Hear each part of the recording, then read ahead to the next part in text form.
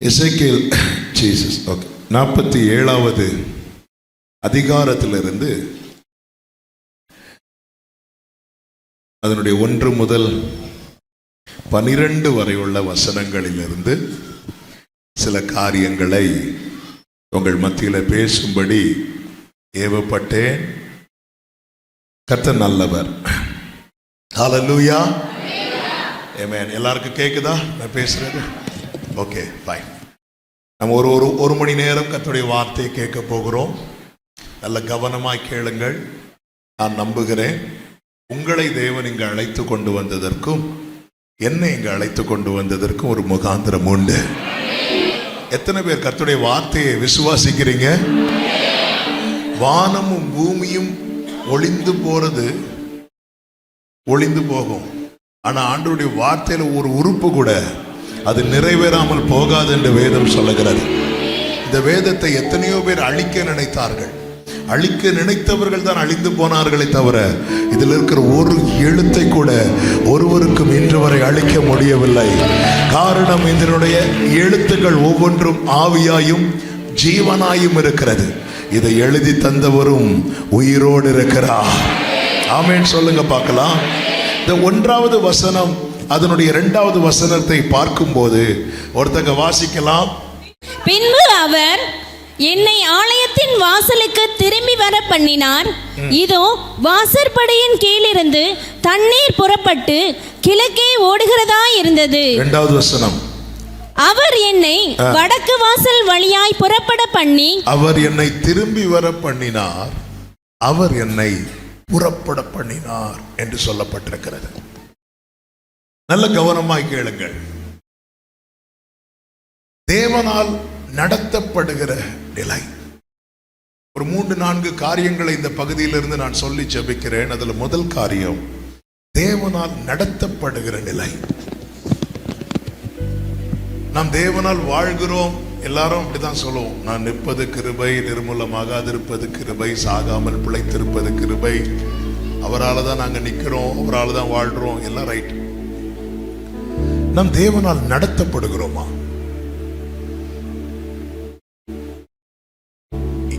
என்னை நடத்துகிறது யார்? நம்முடைய வாழ்க்கையில ரொம்ப சிந்திக்க வேண்டிய முக்கியமான காரியம், நாம் தேவனால் ரட்சிக்கப்பட்டிருக்கிறோம், தேவனால் விடுவிக்கப்பட்டிருக்கிறோம், தேவனால் சுகம் பெற்றிருக்கிறோம், தேவனால் ஆசீர்வதிக்கப்பட்டிருக்கிறோம், தேவனிடத்திலிருந்து நன்மை பெற்றிருக்கிறோம். தேவனால் நாம் நடத்தப்படுகிறோமா? இங்கே எசேக்கியேல் சொல்லுகிறார், என்னை முதல்ல என்ன பண்றார் அப்படின்னா, என்னை ஆலயத்துக்கு கொண்டு வரார், என்னை திரும்பி வர பண்ணி பிற்பாடு என்னை புறப்பட பண்ணி என்று சொல்லுகிறார். தேவனால் ஒருவன் நடத்தப்பட அவன் முதலாவது தேவ சமூகத்திலே கொண்டு வரப்படுகிறான். இஸ்ரவேல் ஜனங்களை கர்த்தர் நடத்துவதற்கு முன்பதாக என்ன செய்கிறார் என்றால், எகிப்திலிருந்து ஆட்டுக்குட்டியின் இரத்தத்தாலை மீட்டு அவர்கள் அனைவரையும் மேகத்துக்கு கீழே கூட்டி சேர்க்கிறார், கொண்டு வருகிறார். கொண்டு வந்து அதன் பிறகு கர்த்தர் என்ன செய்கிறார் தெரியுமா? அவர்களை நடத்துகிறார். வேதம் சொல்லுகிறது, மேக ஸ்தம்பத்திலும் அக்கினி ஸ்தம்பத்திலும் அவர்களுக்கு முன்னாக சென்றார் என்று. இந்த நதியை குறித்து நமக்கு தெரியும், பரிசுத்த ஆவிக்கு நிழலாய் சொல்லப்பட்டிருக்கிறது. இந்த 1வது வசனத்தில் நீங்கள் கவனித்தீர்கள் என்றால் தெரியும், எசேக்கியேலை புறப்பட பண்ணுவதற்கு முன்பதாக இந்த நதி புறப்பட்டு செல்லுகிறது. எசேக்கியேலை புறப்பட பண்ணுவதற்கு முன்பதாக நதி புறப்பட்டு செல்லுகிறது என்றால் என்ன அர்த்தம்? கர்த்தர் என்னை எந்த பாதையில் நடத்துகிறாரோ அந்த பாதையில் நான் போகிறதற்கு முன்பதாக அவர் முன் செல்லுகிறார். எனவேதான் பழைய ஏற்பாட்டில் நீங்க கவனிச்சீங்கன்னா தெரியும், இந்த மேக ஸ்தம்பம் எங்க இறங்குதோ அங்கே இஸ்ரவேலர்கள் பாளையம் இறங்குவார்கள். மேக ஸ்தம்பம் எழும்பலைன்னா அந்த இடத்துல இஸ்ரவேலர்கள் அங்கிருந்து புறப்பட மாட்டார்கள்.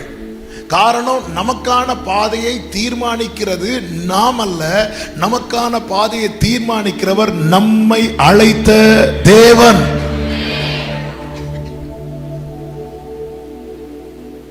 இந்த வருடத்தின் ஆரம்பத்தில் இந்த தெளிவு நமக்கு தேவை. இந்த தெளிவு தேவை. ஆண்டவர் இதே கேள்வியை நம்மை பார்த்து கேட்கிறார். உன்னை நான் தான் நடத்துறேன்னா அப்படின்னு கேட்டா நமக்கு பதில் என்ன? நாம் ஆண்டவர்கிட்ட சொல்றோம் நீங்க தான் நடத்தணும் என்று சொல்லுகிறோம். உண்மையில நாம் கர்த்தரால் நடத்தப்படுகிறோமா? ஒரு சத்தியத்தை புரிந்து கொள்ளுங்கள். நாம் கூப்பிடும் வழியில் எல்லாம் கர்த்தர் வரமாட்டார். கர்த்தர் நியமித்த பாதை இருக்கிறது. ஆபிரகாமின் வேலைக்காரன் சொன்ன வார்த்தை என்ன தெரியுமா? என்னை நேர்வழியாய் நடத்தி வந்த தேவன் என்று. ஆண்டவர் சொல்கிற, நான் உனக்கு போதித்து நீ நடக்க வேண்டிய வழியை, உனக்கு நடக்க வேண்டிய வழி இருக்கிறது. பிரயோஜனமாய் இருக்கிறதை போதித்து உன்னை நடக்க வேண்டிய வழியிலே நடத்துகிற உன் தேவனாகிய கர்த்தர் நானே அப்படிங்கிறார். நான் தேவனால் நடத்தப்படுகிறேனா? வலதுபுறம் இடதுபுறம் சாயும் போது வழி இதுவே, இதிலே நடவுங்கள் என்கிற சத்தம் நம் காதில் கேட்கிறது என்றால் நாம் தேவனால் நடத்தப்படுகிறோம் என்ற அர்த்தம். இந்த எசேக்கியேலை குறித்து நமக்கு நன்றாய் தெரியும். இந்த எசேக்கியேலை கர்த்தர் நிற்க வைக்கிறார். எசேக்கியேலை கொண்டு அநேக உலர்ந்த எலும்புகளை உயிர்ப்பிக்கிறார்.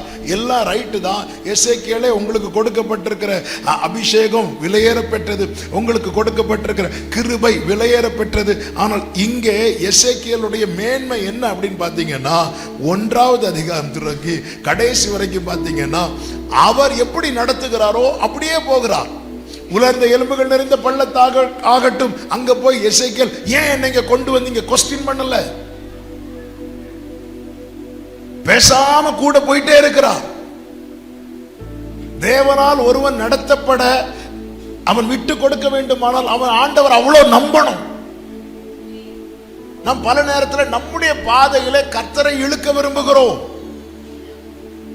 நாம் எல்லாருமே ஆண்டவரை நேசிக்கிறவங்க, ஆராதிக்கிறவங்க, கர்த்தர் எனக்கு அது செய்வார் இது செய்வார் நம்பி இருக்கிறவங்க உண்மையில எல்லாம் செய்வாராக. 1ஆம் தேதி நல்ல எல்லாரும் அவங்கவுங்க சர்ச்சில் நல்ல ஹெவியான வார்த்தைகளை, வாக்குத்தத்தங்களை வாங்கி கொண்டு தான் காத்திருக்கிறீர்கள். கொஞ்சம் பேர் மறக்க ஆரம்பிச்சிட்டீங்க. அதை சிலர் இந்த மந்த் எண்டுக்குள்ள மறந்துடுவாங்க. அது அப்படித்தானே? ஆமென். தேவனால் யாக்கோபு பாருங்கள், வீட்டை விட்டு புறப்படுகிறான்.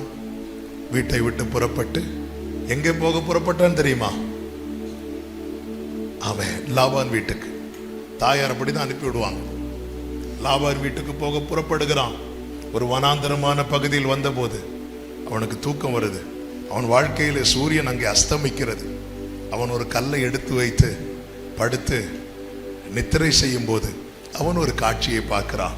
அந்த காட்சி தான் என்னவென்றால், வானம் திறந்திருக்கிறது, ஒரு பெரிய ஏணி வைக்கப்பட்டிருக்கிறது, தேவதூதர்கள் ஏறுகிறதும் இறங்குகிறதுமான அனுபவம். வேதம் சொல்லுகிறது, ஆதியாகமம் 28:13, அதற்கு மேலாக கர்த்தர் நின்றார். கர்த்தர் அவனுக்கு தம்மை வெளிப்படுத்துகிறார். உன் தகப்பனாகிய ஆபிரகாமின் தேவன், ஈசாக்கின் தேவன், யாக்கோபின் தேவன் என்று சொல்லும். யாக்கோபின் தேவன் சொல்லல, ஆபிரகாமின் தேவன், ஈசாக்கின் தேவன் என்று சொல்லுகிறார். ஆபிரகாமின் தேவன், உங்க தாத்தா ஆபிரகாமை நடத்தினது நான் தான், உன் தகப்பன் ஈசாக்கை நடத்தினது நான் தான். இப்படி தேவன் தம்மை அவனுக்கு வெளிப்படுத்தின போது அவன் எழுந்து சொல்லுகிறான், இந்த இடம் எவ்வளவு பயங்கரமா இருக்கிறது, இது தேவனுடைய வீடே அல்லாமல் வேறு அல்ல என்று சொல்லி அதுக்கு பெயரும் வைக்கிறான். பெத்தேல் என்று பெயரும் வைக்கிறான். வைத்து விட்டு யாக்கோபு ஆண்டவரிடத்தில் ஒரு காரியத்தை சொல்லுகிறான். பாருங்கள், 28வது அதிகாரம் அதனுடைய 20வது வசனம் முதல் நீங்கள் பார்த்தீர்கள் என்றால், அப்பொழுது யாக்கோபு, தேவன் என்னோட இருந்து நான் போகிற இந்த வழியிலே என்னை காப்பாற்று. மைக்ல வாசித்தாங்கல்ல, அப்பொழுது யாக்கோபு, தேவன் என்னோட இருந்து. தேவன், நீங்க வாசித்த எல்லாரையும் நான் பாராட்டுறேன். கர்த்தர் உங்களை ஆசீர்வதிப்பார்கள். மைக்ல வாசித்தா எல்லாருக்கும் கேட்கும், அதனாலதான் கோச்சிக்காதீங்க. தேங்க்யூ. தேவன் என்னோட இருந்து நான் போகிற இந்த வழியிலே என்னை காப்பாற்றி. எந்த வழி? இந்த வழியும் தெரியும். எந்த வழி? கர்த்தர் நியமித்த வழி சொல்லலையே. ஏற்கனவே, அதாவது கர்த்தரை சந்திக்கிறதுக்கு முன்னாடியே யாக்கோபு எங்க போனோன்னு டிசைட் பண்ணி இருந்தாரோ, கர்த்தரை சந்தித்த பிறகு அங்க போறதுல தான் உறுதியா இருக்கிறான். இந்த தேவனோடு உள்ள சந்திப்புக்கு பிறகு நம்ம ட்ராக் மாறலன்னு வைங்களேன், நாம கர்த்தரை கனவீனப்படுத்துகிறோம் என்று அர்த்தம். இவனுடைய டிமாண்ட் என்ன தெரியுமா? நான் போகிற இந்த வழியிலெல்லாம் என்னை காப்பாற்றப்பட வேண்டும். ஆண்டவர் எனக்கு எதுக்கு தேவை? காப்பாற்றப்பட வேண்டும். அடுத்து உண்ண ஆகாரமும். ஆண்டவர் எனக்கு என்னதுக்கு எதுக்கு தேவை? சாப்பாடுக்கு தேவை. அடுத்து உடுக்க வஸ்திரமும் எனக்கு தந்து. எதுக்கு தேவை? கிறிஸ்துமஸுக்கு Dress வாங்க.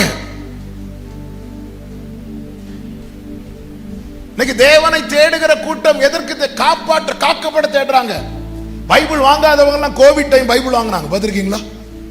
ஃபுல்லா படிக்கிறதுக்கா? இல்ல, 99 சங்கீதம் படிக்கிறதுக்கு. 99 சங்கீதம். இந்த 99 சங்கீதம் இப்ப நான் பார்த்தா தெரியும். நீங்க 99 சங்கீதம் எடுத்து பாருங்க, பலவர்ண அங்கி மாதிரி இருக்கும் அந்த பேஜ். மசாலா அதுல இருக்கும்.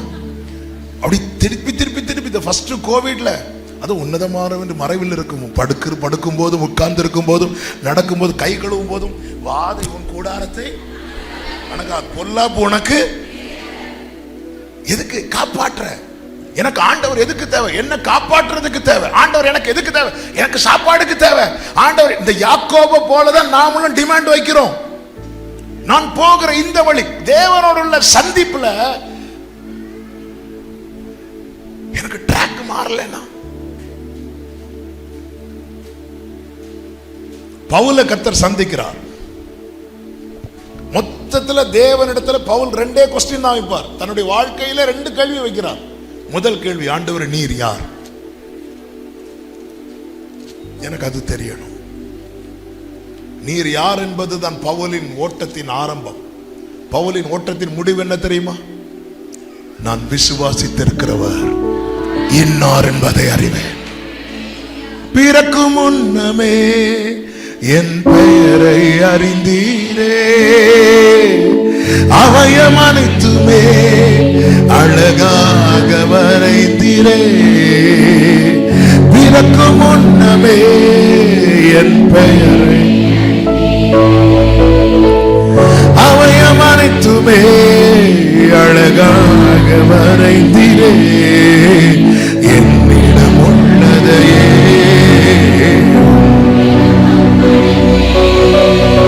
அந்நாள் வரையிலுமே அதை காத்திட வல்லவரே. என்னிடம் உள்ளதையே அந்நாள் வரையிலுமே. எல்லாருக்குள்ள இந்த கேள்வி இருக்கணும். விசுவாசம் கேள்வியினால் வரும். எனக்கு நீங்க யாருன்னு தெரியணும். ஆண்டவரே நீர் யார் என்பதை நான் அறியணும். அடுத்தவன் என்ன கேள்வி கேட்கிறான் தெரியுமா? நான் என்ன செய்ய சித்தமாயிருக்கிறேன். இதுதான் கர்த்தர் யார்கிட்ட எதிர்பார்த்தா தெரியுமா? யாக்கோபு கிட்ட எதிர்பார்த்தார். ஆனா ஆண்டவரை முகமுகமாய் சந்திக்கிற ஒரு தருணம் வந்த பிறகும் அவனுடைய டிமாண்ட் எல்லாம் எப்படி இருக்குதுன்னா, நான் காப்பாற்றப்பட வேண்டும், எனக்கு சாப்பாடு தரணும், ஆமென், அப்புறமா எனக்கு வஸ்திரம் தரணும், அதுக்கப்புறம் நான் எங்க போனாலும் என் கூட இருந்து திரும்ப இங்க கொண்டு வந்துடணும். அதாவது இங்க பூமியில நான் வாழும் வாழ்க்கையெல்லாம் என் கூட இருக்கணும், கரெக்டா என்ன பரலோகத்துல கொண்டு வந்து சேர்த்துடணும். ஆண்டவர் அதுக்கப்புறம் பேசவே இல்லை. நீங்க கவனிச்சீங்கன்னா தெரியும். அதுக்கு முன்னாடி பேசிட்டே இருப்பாரு. இவருடைய டிமாண்டை கேட்டுட்டு அவரை பேசவே இல்லை. அதுக்கப்புறம் அது மட்டும் இல்ல, இப்படியெல்லாம் நீங்க எனக்கு செய்வீங்கன்னா நீர் எனக்கு தேவனாயிருப்பீர். ஆண்டவர் நான் ஆபிரகாமின் தேவன், ஈசாக்கின் தேவன். ஆபிரகாம் இந்த டிமாண்ட் வைக்கல, ஈசாக்கு இந்த டிமாண்ட் வைக்கல. ஆனா யாக்கோபு டிமாண்ட் வைக்கிறான், நீர் எனக்கு தேவனா இருக்கணும்னா இதெல்லாம் செய்யணும். ஆண்டவர் அமைதி ஆயிட்டார். நான் போகிற இந்த வழியில இந்த பாதையை தீர்மானித்தது யார்? நான் ஏற்கனவே டிசைட் பண்ணிட்டேன். நான் இப்படிதான் இருக்கணும்னு ஏற்கனவே டிசைட் பண்ணிட்டேன். என்னதான் வார்த்தை வந்தாலும், உன் பாதையை மாற்று, உன் பார்வையை மாற்று, அதெல்லாம் மாற்ற மாட்டேன் ஆண்டவரே. அதெல்லாம் நீங்க என்கிட்ட சொல்லக்கூடாது. எனக்கு நீங்க எதுக்கு தேவை தெரியுமா? நான் காப்பாற்றப்பட எனக்கு நீங்க தேவை. எனக்கு நான் பட்டினி இல்லாமல் இருக்க எனக்கு நீங்க தேவை. நான் நல்ல வஸ்திரங்களை உடுக்க எனக்கு நீங்க தேவை. எனக்கு 90% ஏன் 99% கிறிஸ்டியன்ஸ் ஆண்டவரை தேடுவது இதற்காக தானே. நான் தேவனால் நடத்தப்பட்ட. நம் பைபிள் திறந்து படிக்கிறது எதுக்கு படிக்கிறோம்? என்ன தேடுகிறோம் வேதத்துல? பைபிள்ல அண்டர்லைன் பண்றவங்க என்னெல்லாம் அண்டர்லைன் பண்ணி வச்சிருக்கிறோம் இல்ல? ஆமென். எனக்கு வாக்குத்தத்தம் தந்த கர்த்தரை நான் துதிக்கிறது ஒரு புறம் இருந்தாலும், தாவீது சொல்லுகிறார், எனக்கு ஆலோசனை தந்த கர்த்தரை நான் துதிப்பேன். காலங்களில் என் உள்ளிந்திரியங்கள் என்னை உணர்த்தும். தாவீதே, என்னடா துதிக்காம படுக்கிற? கர்த்தர் எனக்கு நன்மை செய்தபடியால் நான் பாடுவேன். நன்மைக்கெல்லாம் பாடியாச்சு, நன்மைக்கு பாடுன. இன்னைக்கு அழகா நடத்தினார்ல உன்னை. ஆமா, இந்த நீ ஒரு தப்பான ட்ராக்ல போகும்போது உங்ககிட்ட டே அது தப்புடா, இந்த பக்கமா திரும்புன்னு சொல்லி உனக்கு நல்ல ஆலோசனை தந்து நடத்தினார்ல, துதிச்சியா நீ அதுக்கு? ஐயோ, நான் அதுக்கு துதிக்கலையே. ராக்காலத்தில் என் உள்ளிந்திரியங்கள் என்னை உணர்த்தும். இப்போ நான் துதிக்கிறேன். எதற்காக துதிக்கிறேன்? எனக்கு ஆலோசனை தந்த கர்த்தரை நான் துதிக்கிறேன். யாக்கோபுடைய டிமாண்ட் போலதான் நம்முடைய டிமாண்ட். நமக்கெல்லாம் தேவன் எதற்கு தேவை? நம்முடைய ஜெபமே அதற்கு சாட்சி. நம்ம என்ன ஜெபிக்கிறோம் என்பதை ரெக்கார்ட் பண்ணி கேட்டா தெரியும். எனக்கு ஆண்டவர் எதுக்கெல்லாம் தேவை தெரியுமா? நான் காப்பாற்றப்பட எனக்கு தேவன் தேவை, என் தேவைகள் சந்திக்கப்பட எனக்கு தேவன் தேவை. இது மட்டும்தான். நான் எந்த பாதையில் நடக்கணுமோ அந்த பாதையில நடத்த எனக்கு தேவனை தேவையாக நான் கொண்டிருக்கிறேனா என்று பார்த்தால் இல்லை. ஏன்னா நமக்கு தெரியும் நிறைய பாதை அவர் க்ளோஸ் பண்ணுவார். நிறைய பாதையை கர்த்தர் க்ளோஸ் பண்ணுவார். அதனாலதான் யாக்கோபு அட்வான்ஸா சொல்றார், நான் போகிற இந்த வழியிலேயே.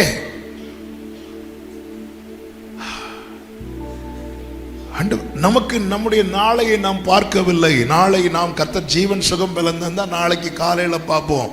ஆனால் நம்முடைய நாளையை கர்த்தர் நேற்றே பார்த்து விட்டார். என் காலங்கள் கர்த்தருடைய கரத்தில் இருக்கிறது.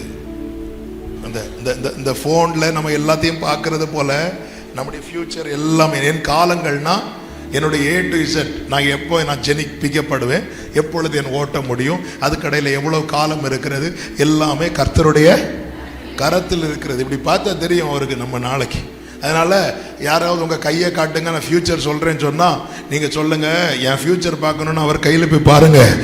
என் காலங்கள் என் கையில கிடையாது, என் காலங்கள் கர்த்தருடைய கரத்தில் இருக்கிறது. அவருக்கு தெரியும் நம்முடைய ஓட்டம் எவ்வளவு என்று அவருக்கு தெரியும். நம்முடைய நாளை எப்படி இருக்கும் என்று அவருக்கு தெரியும். இன்னைக்கு எந்த பாதையில நடத்தினா நாளைக்கு நம்ம நிப்போன்னு அவருக்கு தெரியும். அதனாலதான் கர்த்தர் எசேக்கியேலை கொண்டு வருகிறார். இந்த யாக்கோபு அது மட்டும் இல்லை, இன்னொன்னு சொல்றார், நீங்க இதெல்லாம் செஞ்சீங்கன்னா நான் உங்களுக்கு எல்லாத்துலயும் என்ன கொடுப்பேன்? தசம பாகம் கொடுப்பேன். பழைய வேதத்துல தசம பாகம்னா என்ன கணக்கு? 10ல் 1. அதாவது 10ல் 1 உங்களுக்கு தருவேன், மீதி 9 எனக்கு. அந்த 1 நீங்க என்ன பண்ணீங்கன்னு நானும் கேட்க மாட்டேன். மீதி 9 நான் என்ன பண்ணேன்னு, சண்டே நான் ஃபுல்லா சர்ச்சில் வந்துடுவேன், மீதி எல்லா நாட்களும் எனக்கு. சண்டே நான் ஏதாவது ஊழியம் செய்யல, சர்ச்சுக்கு வரலன்னா நீங்க என்கிட்ட கொஸ்டின் பண்ணலாம். மற்ற நாட்கள்ல நான் என்ன பண்ணேன்னு நீங்க கேட்கக்கூடாது. இன்னைக்கு இப்படிதானே ஓடிட்டு இருக்கிறோம். நாம் கூடும்போது வருகிறவர் அல்ல, நம் கூடவே வருகிறவர். யாக்கோபு போய் தேவனிடத்தில் தன்னை அறிமுகப்படுத்தவில்லை, தேவன் வந்து யாக்கோபிடத்தில் தன்னை அறிமுகப்படுத்துகிறார். எதற்காக? உங்க அப்பாவை நடத்தினது போல, உங்க தாத்தாவை நடத்தினது போல யாக்கோபே நான் உன்னை நடத்த விரும்புகிறேன். அவரே அவ்வளோ பெரிய தேவன். யாக்கோபு யாரு? பூச்சி. தேவன் யார்? வானத்தை சிங்காசனமாக பூமியை பாதபீடமாக உடைய தேவன். அவ்வளோ பெரிய தேவன் இந்த பூச்சி கிட்ட வந்து தம்மை அறிமுகப்படுத்துகிறார் என்றால் காரணம் என்ன? கர்த்தர் சொல்லுகிறார், நான் யாக்கோபை சிநேகித்தேன். நம்ம மேல ஆண்டவர் வச்ச அன்பு பெருசுங்க. அதனால கர்த்தர் நம்மை போஷிக்கிறது, நம்மை உடுத்துவிக்கிறது, நம்மை காப்பாற்றுகிறதெல்லாம் ஆண்டவருக்கு விசேஷம். அது ஒரு பெரிய விஷயமே கிடையாது. காரணம், கூப்பிடும் காக்கை குஞ்சுகளுக்கு கூட ஆகாரத்தை சபதரித்து கொடுக்கிறவர் நாம் ஆராதிக்கிற தேவன். ஆண்டவர் எதை விரும்புகிறார் தெரியுமா?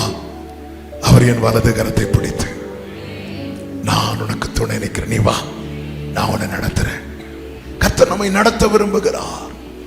தேவனால் நடத்தப்பட விரும்புகிறவர்கள் தேவனிடத்தில் தங்கள் பாதையை சொல்லக்கூடாது. தேவனிடத்தில், ஆண்டவர் நான் எப்படி நடக்க நீர் சித்தமா இருக்கிறீர்? தாவீது ஜெபிக்கிறார், உம்முடைய நல்ல ஆவியானவர் என்னை செம்மையான வழியிலே நடத்துவாராக. கர்த்தர் எப்படி நடத்துகிறார் தெரியுமா? ஏசாயா 42 அதிகாரத்தின் 16வது வசனத்தையும் 19வது வசனத்தையும் வாசியுங்கள். எசையா 42:16-19. குருடரை அவர்கள் அறியாத வழியிலே நடத்தி அவர்களுக்கு தெரியாத பாதைகளில் அவர்களை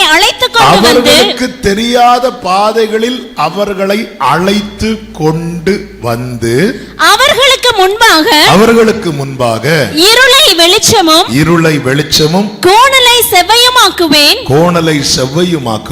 இந்த காரியங்களை நான் அவர்களுக்கு செய்து அவர்களை கைவிடாதிருப்பேன். 19வது வசனம். என் தாசனை அல்லாமல் குருடன் யார்? நான் அனுப்பிய தூதனை அல்லாமல் செவிடன் யார்? உத்தமனை அல்லாமல். போதும். குருடரை அவர்கள் அறியாத வழியிலே நடத்தி தெரியாத பாதைகளில் அவர்களை அழைத்து கொண்டு வந்து. அப்போ இங்க ஒரு காரியம் தெளிவாய் தெரிகிறது. பைபிள்ல பொறுத்த வரைக்கும் குருடன்னா யாரு தெரியுமா? கண்ணு தெரியாதவங்க கிடையாது, பாதை தெரியாதவங்க. கண்ணு தெரியாட்டியும் பாதை தெரியுது என்றால் அவர்கள் குருடர்கள் அல்ல. கண்ணு தெரிந்தும் பாதை தெரியவில்லை என்றால் அவர்கள்தான் குருடர்கள். எனக்கு பாதை தெரியவில்லை என்றால் உண்மையில எனக்கு இன்னொருடைய சகாயம் தேவை. இந்த கண்ணு தெரியாதவங்க நடக்கிறத பார்த்துருக்கீங்களா? ரோட்ல ஒரு ஆளுடைய சப்போர்ட் இருந்துட்டு இருக்கும். அதுபோல தான் பாதை தெரியாதவங்க. இப்போ நம்ம என்னதான் கார்ல வந்து இறங்கினாலும் இப்போ ஜிபிஎஸ் போட்டு வந்துட்டோம். இதெல்லாம் இல்லாத டைம் எப்படி வருவோம்? நேராக ஜங்ஷன்ல நின்று விசாரிப்போமா? அப்ப நமக்கு ஒரு ஆளுடைய சப்போர்ட் என்ன செய்யப்படுகிறது? தேவைப்படுகிறது. அறியாத வழியில ஏன் அறியாத வழியில நடத்துகிறார்? ஏன் அறியாத வழியில நடத்துகிறார் தெரியுமா? அறியாத வழியில நாம் நடத்தப்படுவதின் காரணம் நம்மை நடத்துகிறவரை முற்றிலுமாய் சார்ந்திருக்க. வெளியூர்களில் வெளிநாடுகள்லாம் மீட்டிங் போகும்போது பார்த்தீங்கன்னா, இப்போ வெளிநாடுகள்லாம் மீட்டிங் போகும்போது பாஸ்டர் ஃபஸ்ட்டே இன்ஃபார்ம் பண்ணியிருப்பாங்க. பாஸ்டர் சர்ச்சிலேருந்து ஒரு பிரதரை நாங்கள் அனுப்பி வைப்போம், ஏர்போர்ட்டுக்கு வருவாங்க, அவங்க இந்த கலர் காரில் நிற்பாங்க, உங்களை வந்தோன்னே ரிசீவ் பண்ணுவாங்க.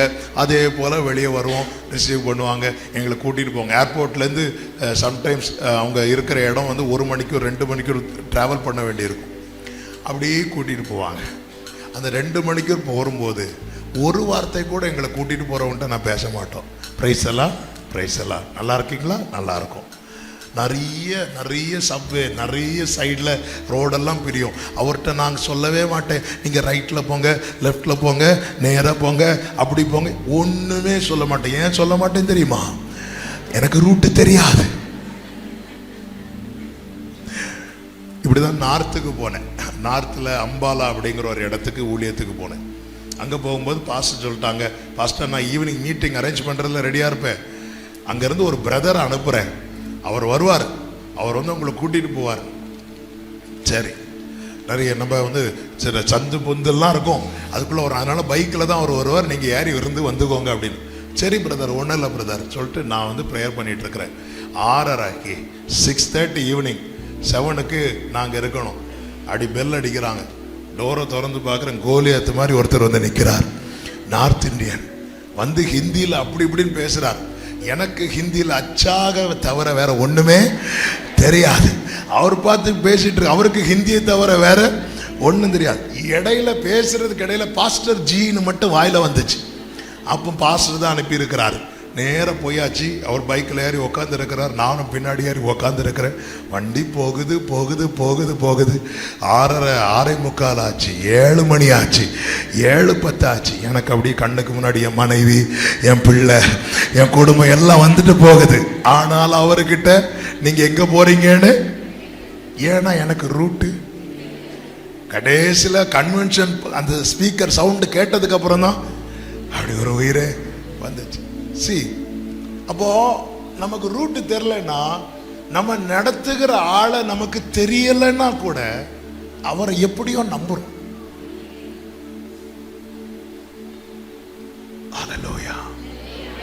நமக்கு மட்டும் ரூட்டு தெரிஞ்சுன்னு வைங்களேன், கொஞ்சம் ரூட்டு தெரிகிற மாதிரி நமக்கு தோணும் தெரியுமா, அங்க வர நம்ம இடறிடுவோம். இந்த நட்சத்திரத்தை பார்த்து 4 சாஸ்திரிகள் வந்தாங்கல்ல, பெத்லகேமுக்கு வர்றது வர ஒரு பிரச்சனை இல்லாம இருந்துச்சு. சிலர் சர்ச்சுக்கு வர்றது வர ஒரு பிரச்சனையும், பயத்தோடு பணிந்து குனிந்து தான் வருவாங்க. சர்ச்சுக்கு வந்து சிலரை பார்த்ததும் இவ்வளவுதானு போய் எங்கேயாவது மாட்டிடுவாங்க. பெத்லகேமுக்கு வர்றது வரை அவங்களுக்கு பிரச்சனை, வந்ததுக்கு அப்புறம் அவங்களா டிசைட் பண்றாங்க நம்ம யாரை தேடி வரோம். யூதருக்கு ராஜான்னா அவர் எங்க தான் பிறந்திருப்பாரு? இவங்க அரண்மனைக்குள்ள போயிட்டு வந்தாங்க பாருங்க, அந்த ஊரே அழ ஆரம்பிச்சு. சரி, அந்த நட்சத்திரம் வந்து அங்க நிக்கலையே, அரண்மனைக்கு மேல நிக்கவில்லையே, நட்சத்திரம் போயிட்டு தானே இருக்கு. நட்சத்திரம் போயிட்டு இருக்கு, இவங்க நிக்கிறாங்க. இது அரண்மனை, அவர் ராஜா அரண்மனையில தான் பிறந்திருப்பார். நம்முடைய நினைவுகள் அல்ல அவருடைய நினைவுகள், நம்முடைய வழிகள் அல்ல அவருடைய வழிகள். பூமிக்கு வானம் எவ்வளவு உயரமா இருக்கிறதோ அப்படி அவருடைய நினைவுகளும் அவருடைய வழிகளும் இருக்கிறது. எனவேதான் ஒரு தேவ பிள்ளை சாப்பாட்டுக்காக, பாதுகாப்புக்காக, வஸ்திரத்துக்காக மட்டும் கர்த்தரை நோக்கி பார்ப்பதை விட்டு இதற்காக கேட்க கூடாதுன்னு சொல்லல. எனக்கு ஒரு தேவையான நான் கர்த்தர்கிட்ட தான் கேட்பேன். கர்த்தரும் அதை சொல்லி தந்திருக்கிறார். எங்களுக்கு வேண்டிய ஆகாரத்தை எங்களுக்கு இன்று தாரும் கேட்க சொல்லி இருக்கிறார். ஆனா நான் இதை மட்டுமே என் ஜெபமாக்கி கொண்டிருப்பேன் என்றால் எனக்காய் நியமித்த பாதையில் நான் எப்படி நடப்பேன்? நான் தேவனால் நடத்தப்படுவேன் என்றால் மகிமை கேரண்டி. டெய்லி நமக்கு தெரியணும், என்னை நடத்துகிறது கர்த்தர், கர்த்தர் என்னை நடத்துகிறார். கரம் பிடித்த நாயகனே, கரம்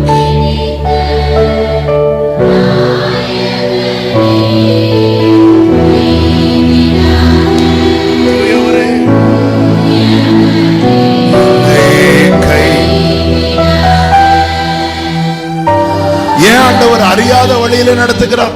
கர்த்தரை சார்ந்திருக்க பண்ண நமக்கு தெரியாது. யோசேப்புக்கு கர்த்தர் ஒரு சொப்பனத்தை கொடுத்தார், ஆனா நடக்கிற பாதையை காட்டல. பாதையை காட்டியிருந்தா யோசேப்பு அதையும் சொல்லி இருப்பார் அப்பா கிட்ட, அப்பா இப்படியாகும் இவங்க எல்லாம் என்ன விற்க போறாங்க, விட்டுருப்பாரா தகப்பன்? விட்டுருக்க நம்மளால அக்செப்ட் பண்ண முடியாது. சில காரியங்களை கர்த்தாவே எனக்கு சொல்லும் சொல்ல மாட்டார். நீ வா, அப்படிதான். நான் உனக்கு காண்பிக்கிற தேசத்துக்கு போ, நான் உனக்கு காண்பித்த தேசத்துக்கு போ என்றல்ல, காண்பிக்கிற தேசம். இன்னும் தேசத்தை காட்டல. ஆபிரகாமுக்கு அப்ப மொபைல்லாம் ஒண்ணும் கிடையாது, போட்டோ எடுத்து வாட்ஸ்அப்ல அனுப்புறதுக்கு ஒண்ணுமே காட்டல. நீ போ, நான் உனக்கு காட்டுவேன், நீ போங்கிறார். அவர் புறப்பட்டு போகிறார். யாரை நம்பி? கர்த்தரை நம்பி.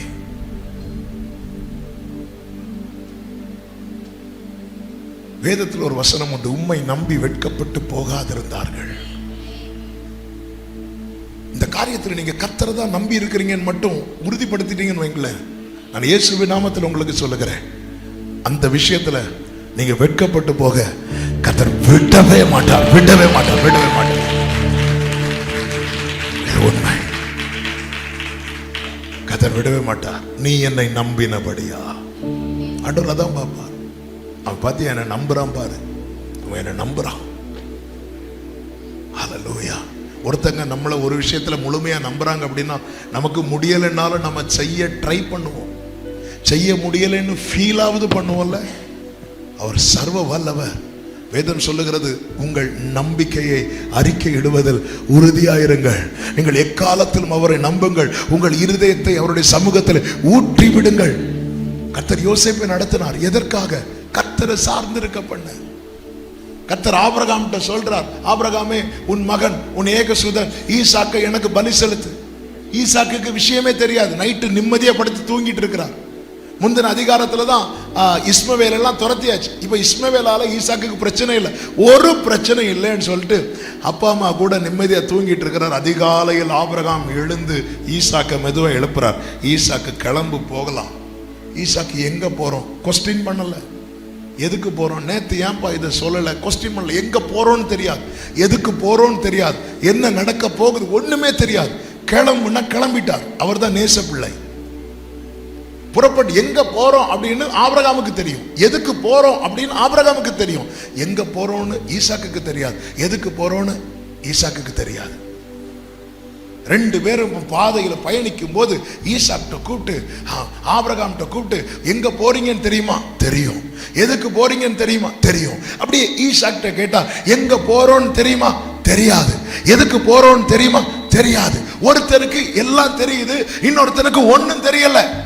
இப்படிதான் கர்த்தர் நடத்துகிறார். இன்னைக்கு கர்த்தர் என்னை நடத்துகிற பாதையில ஏன் இப்படி நடத்துகிறார் எனக்கு தெரியாது. எதுக்கு இப்படி நடத்துகிறார் தெரியாது. எனக்கு எது எது தெரியாதோ அது எல்லாமே என்னை நடத்துகிற என் தகப்பனுக்கு தெரியும். எனவேதான் உலர்ந்த எலும்புகள் நிறைந்த பள்ளத்தாக்கிலே எசேக்கியேலை கொண்டு போய் நிறுத்திவிட்டு கேட்கிறார், இந்த எலும்புகள் உயிரடையுமா அப்படின்னு. அவர் என்ன சொல்லுவார் தெரியுமா? உங்களுக்கு தான் தெரியும்பா, அது உமக்கு தான் தெரியும். ஈசாக்க கூப்பிட்டு, ஏய் உனக்கு விஷயமே தெரியாது, எதுக்கு போற ஒண்ணுமே தெரியாது. அப்ப உனக்கு என்ன தெரியும் ஈசாக்கு? எனக்கு என்னை நடத்துகிற என் தகப்பனை தெரியும், எங்க அப்பாவை எனக்கு தெரியும், என்னை நடத்துகிறவர் யார் என்று எனக்கு தெரியும். ஹல்லேலூயா. என் ஓட்டத்தில் நான் தனிமை இல்லை, நேசித்தவர் என்னை வெறுக்கவில்லை, தகப்பன் வீட்டில் கொண்டு சேர்த்திடுவார், தகப்பன் வீட்டில் கொண்டு சேர்த்திடுவார். நம்புவேன். ஆமென். நம்புவேன். ஹல்லேலூயா. நம்புவேன். Glory Father Jesus. நம்புவேன். பல காரியங்கள் தூரத்திலிருந்து பார்க்க தான் கடினமாயிருக்கும். ஒரு விஷயத்தை நன்றாய் புரிந்து கொள்ளுங்கள். அன்றியும் அவருடைய தீர்மானத்தின்படி அழைக்கப்பட்டவர்களாய் தேவனிடத்தில் அன்பு கூறுகிறவர்களுக்கு சகலமும்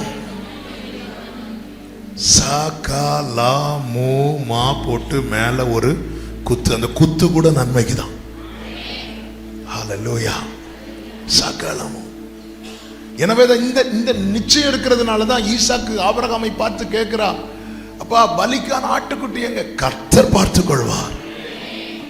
இந்த பாதையை நான் நியமிக்கவில்லை, கர்த்தர் நியமித்தார். இந்த பாதையில் இந்த 3 நாட்கள் என்னை நடத்தி கொண்டு வந்தது கர்த்தர். இந்த பாதையை நியமித்தது கர்த்தரானார். இந்த பாதையில் இந்த 3 நாட்கள் நடத்துகிறது கர்த்தரானார். கர்த்தர் எல்லாவற்றையும் பார்த்து கொள்வார். அந்த ஸ்தலத்துக்கு யெகோவா ஈரே என்று பெயர் வைத்தார். ஹல்லேலூயா. யெகோவா ஈரே, யெகோவா ஈரே, நீர் இருக்க கவலை எனக்கில்லையே, நீரெல்லாம் பார்த்து கொள்வீரே. கர்த்தரால் நடத்தப்படும் போது இந்த நிச்சயம் இருக்கும். கர்த்தர் பார்த்து கொள்வார். கர்த்தர் பார்த்து, நாம ஒரு பாதையில நடந்துட்டு யெகோவா ஈரேன்னு சொல்லி ஏமாறக்கூடாது. நாம இந்த ஆபிரகாம் ஆகார்ட்ட போய் யெகோவா ஈரேன்னு சொன்னா அடிதான் கிடைக்கும். நான் சொல்றது புரியுதா? ஆபிரகாம் யார்கிட்ட போய் சொல்றாரு தெரியுமா? ஈசாக்கிட்ட. ஆகார்ட்ட போய், இங்க பாருமா கவலைப்படாத, யெகோவா ஈரே, கர்த்தர் பார்த்து கொள்வார்னா எங்க அடி விழுன்னு தெரியாது. நாம் நம்மை ஏமாற்றி கொண்டிருக்கிறோம். இந்த பாதையிலே இந்த பாதை நியமித்தது கர்த்தர். நான் உனக்கு குறிக்கும் மலைகள் ஒன்றில் போய். ஆபிரகாம் பிளான்ல இல்லாதது கர்த்தருடைய பிளான்ல இருக்கு. நம்முடைய திட்டம் அல்ல கர்த்தருடைய திட்டம். திடீர்னு ரூட்டை சேஞ்ச் பண்ணுவார், நமக்கு புரியாது. ரூட்டை சேஞ்ச் பண்ணுவார், நமக்கு புரியாது. கிளைமேட் சேஞ்ச் பண்ணுவார், நமக்கு புரியாது. ஹல்லேலூயா. தேவ திட்டம் பெருசு. பவுல்ட்ட சொல்றார், இங்க பாருப்பா, 276 பேர் கூட பவுல் கப்பல்ல பயணிக்கும் போது திடீரென்று காற்று அடிக்குது. அநேக நாளாவது சூரியனாவது சந்திரனாவது நட்சத்திரமாவது காணப்படவில்லை. எனவே பவுல் உட்பட எல்லாரும் நினைச்சிட்டாங்க பிழைப்போம் என்கிற நம்பிக்கை போயிட்டு எல்லாரும் எப்படியும் சாக போறோம்னு சொல்லிட்டு சோர்ந்து போயிருக்கும் போது கர்த்தருடைய தூதன் ராத்திரி வந்து பவுல்ட்ட சொல்றார், தேவன் உனக்கு தயவு பண்ணினார், நீ சாக மாட்ட, நீ சாட்சியா நிக்கணும் அப்படிங்கிறார். எந்த புயல் அடித்தாலும் தேவ பிள்ளைக்கு சிக்னல் கட் ஆகாது. நம்ம ஊர்ல லைட்டா காற்று அடிச்சாலே டவர் கிடைக்காது. ஆனா தேவனோடு உறவில் இருக்கிறவனுக்கு எந்த புயல் அடித்தாலும் எந்த காற்று அடித்தாலும் சிக்னல் கட் ஆகாது. அப்ப பவுல் சொல்லுகிறார், பவுல் சொல்றார், இங்க பாரு, என் நிமித்தம் என் கூட டிராவல் பண்ண உங்க எல்லாருக்குமே தேவன் தயவு பண்ணினார் சொல்லிவிட்டு அடுத்த ஒரு வார்த்தை சொல்லுவார், ஆனாலும் நாம் ஒரு தீவில் விழ வேண்டி இருக்கும் அப்படிம்பார். அப்போ சாகிறதுக்கு அலோவ் பண்ணல, விழுறதுக்கு அலோவ் பண்றா. புரியல? இதான் தேவனுடைய நடத்துதல். சில நேரத்தில் புரியாது. ஆண்டவர் இவ்வளவு புயல் அடித்து சாக அலோவ் பண்ணல, ஆனா ஒரு தீவுல போய் எங்களை விழுறதுக்கு அலோவ் பண்றீங்களே ஏன்? அந்த பட்டணம் விழுந்து கிடக்கிறது. அந்த பட்டணத்தில் ஒரு சர்ப்பத்தின் வல்லமையினால அந்த பட்டணமே வியாதியில விழுந்து கிடக்கிறது. பவுல் மெலித்தா தீவுக்கு டூருக்கு போகல. கப்பல் சேதம் உண்டாகி விழுந்ததுனால ஒரு கட்டையை பிடிச்சிட்டு நீந்தி நீந்தி எங்க போறாங்கன்னா மெலித்தா தீவுக்கு போறாங்க. அங்க விசிட்டிங் போகல, அங்க மீட்டிங் போகல. அந்த பட்டணத்தை மீட்பதற்காக பவுலை விழ வைத்தார். தேவன் அறிந்து ஒரு தேவ பிள்ளை விழ வைக்கிறார்னா அநேகரை அவன் மூலம் எழுப்ப போகிறார் என்று அர்த்தம்.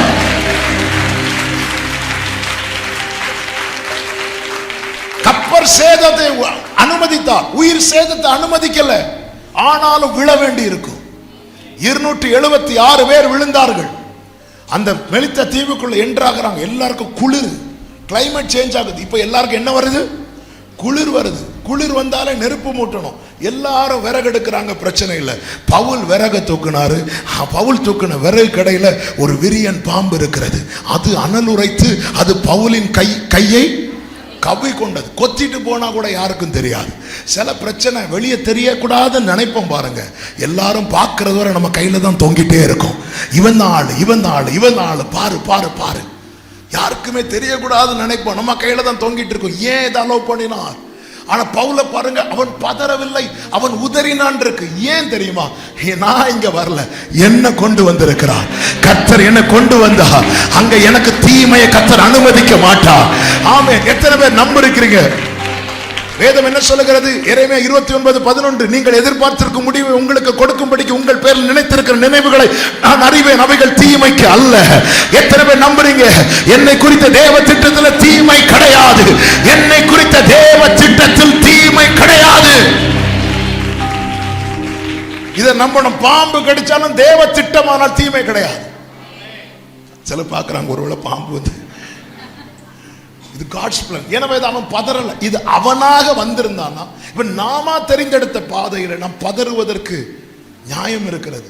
கர்த்தர் அல்லவா கொண்டு வந்தா, இது கர்த்தர் நியமித்த பாதை அல்லவா. சிலுவையை தூக்க இயேசு பதறவில்லை. சிலுவையை தூக்கி அவர் தோள்ல ஃபோர்ஸ் பண்ணி யாரும் வைக்கல. யோவான் 19 சொல்லப்பட்டிருக்கிறது, அவர் தம்முடைய சிலுவையை எடுத்துக்கொண்டு நடந்தார் இருக்கு. அவர் தான் போய் எடுக்கிறார். ஏன்? இது பிதாவின் சித்தம். அப்பா போட்ட ட்ராக்கா? Okay, ton. அவ்வளோ நிச்சயம். இக்காலத்து பாடுகள் இனி வெளிப்பட போகும் மகிமைக்கு ஒப்பானதல்ல. இன்னைக்கு தேவன் இப்படி ஒரு பாதையில் நடத்துகிறார் என்றால் புரிந்து கொள்ளுங்கள், ஒரு மேன்மையான முடிவை கர்த்தர் வைத்திருக்கிறார். எனவே தான் வேதம் சொல்லுகிறது, நிச்சயமாக முடிவு உண்டு, உன் நம்பிக்கை வீண் போகாது. அந்த பட்டணத்துக்குள் மறைந்திருந்த அந்த சர்ப்பத்தை பவுல் கையை கடிச்சது. 275 பேர் இருக்க, அந்த 275 பேரை விட்டுட்டு பவுல் கையை மட்டும் கடிக்குது. அதாவது 27வது அதிகாரத்தில் யூரோக்களுக்கு தான் காற்று அடித்த போது எல்லாரும் பாதிக்கப்பட்டாங்க. எல்லாரும் பாதிக்கப்பட்டா பெரிய பிரச்சனை கிடையாது. ஹலோ, எனக்கு கோவிட் வந்திருக்கு, உங்களுக்கு எனக்கும் வந்திருக்கு. Praise the Lord. போன வைக்கிறேன். எல்லாரும் பாதிக்கப்பட்டா பிரச்சனை கிடையாது. ஆனா எல்லாருக்கும் பிரச்சனை இல்லை. பவுல மட்டும் கடிக்குது பாருங்க. எல்லாரும் நீதிமான் ஆயிட்டான். 27வது அதிகாரத்துல எல்லாரும் சாவ எதிர்பார்த்துட்டு இருக்கும்போது பவுலால பலப்பட்டாங்க. பவுல் அவங்க முன்னாடி அப்பத்தை எடுத்து பிட்டு சாப்பிட்டதுனால எல்லாரும் சாப்பிட்டு, அவங்க மட்டும் சாப்பிடலைன்னா நீந்தி இருக்க மாட்டாங்க, தண்ணிலே முங்கி செத்துருப்பாங்க. பவுல் சாப்பிடுறார், நல்ல வயிறார சாப்பிட்டு எல்லாரையும் சாப்பிட வைக்கிறார். சாப்பிட வச்சுட்டு அதுக்கப்புறம் நீந்தி கரையேறாங்க. நீந்துறதுக்கு ஸ்ட்ரென்த்தே பவுலால தான் எல்லாருக்கும் கிடைக்குது. இப்போ அவங்களெல்லாம் கடிக்காம இந்த பாம்பு இவனை கடிச்சதும் அவங்க எல்லாம் பெரிய ஆட்கள் ஆயிட்டாங்க. இந்த பாவத்துல ஒருவள் பிடிக்கப்பட்டு இயேசுவுக்கு முன்னாடி கொண்டு வந்து நிறுத்தப்பட்டாள் அல்லவா, அது போல. ஆனா பவுல பாருங்க, பதறல்ல, பதறுனா கேட்கல. ஆண்டவரே, இவ்வளவு பேர் இருக்கும்போது இந்த கூட்டத்துல உங்களை ஆராதிக்கிறது இந்த பவுல் மட்டும்தானே ஆண்டவரே, அத்தனை பேரை விட்டுட்டு இந்த பாம்பு இவனை கடிக்கிறதுக்கு ஏன் ஆண்டவரை அலோவ் பண்ணீங்க? ஒரு 4 பேரை கடிச்சிட்டு இவனை கடிச்சிருந்தா கூட அவங்களையும் கடிச்சது, இவனையே ஆண்டவர் அலோவ் பண்ணீங்க. அப்படி கேட்ட ஆண்டவர் என்ன சொல்வார் தெரியுமா? இந்த பாம்பு வேற யாரையாவது கடிச்சிருந்தா அவங்க செத்து இருப்பாங்க, இது இவனை கடிச்சதுனால பாம்பு செத்துச்சு, இவன் சாகல. ஏன்னா நான் வேண்டிக் கொள்வதற்கும் நினைப்பதற்கும் அதிகமாய் நமக்குள்ளே கிரியை செய்கிற அவருடைய வல்லமை. இப்ப இந்த பாம்பு செத்ததும் எல்லாரும் என்ன பார்க்கறாங்கன்னா இவனை தேவன் சொல்ல ஆரம்பிக்கிறாங்க. இவனை தேவன் சொல்லும் போது அவன் தேவன் யார் என்று சொல்ல ஆரம்பிக்கிறான். அந்த பட்டணத்தில் வியாதியா இருந்த அத்தனை பேரும் வந்து சுகம் பெற்று கொள்ளுகிறார்கள். தேவ பிள்ளைகளை, நீங்கள் தேவனால் நடத்தப்படும் போது உங்க முன்னாடி வனாந்தரம் இருந்தாலும் களி கூறுங்கள், உங்கள் முன்பாக அடைக்கப்பட்ட வாசல் இருந்தாலும் களி கூறுங்கள், சில பகுதியில் உங்களை விழ அனுமதித்தாலும் களி கூறுங்கள். நீதிமான் 7 தரம் விழுந்தாலும் அவன் எழும்புவான். இதைதான் தாவீது சொல்லுகிறான், அநேக இக்கட்டுகளையும் ஆபத்துகளையும் காணும்படி செய்த என்னை நீர் திரும்ப உயிர்ப்பித்து என்னை திரும்ப ஏறி வர பண்ணி என் மேன்மையை பெருக பண்ணி என்னை மறுபடியும் தேற்றுவேன்.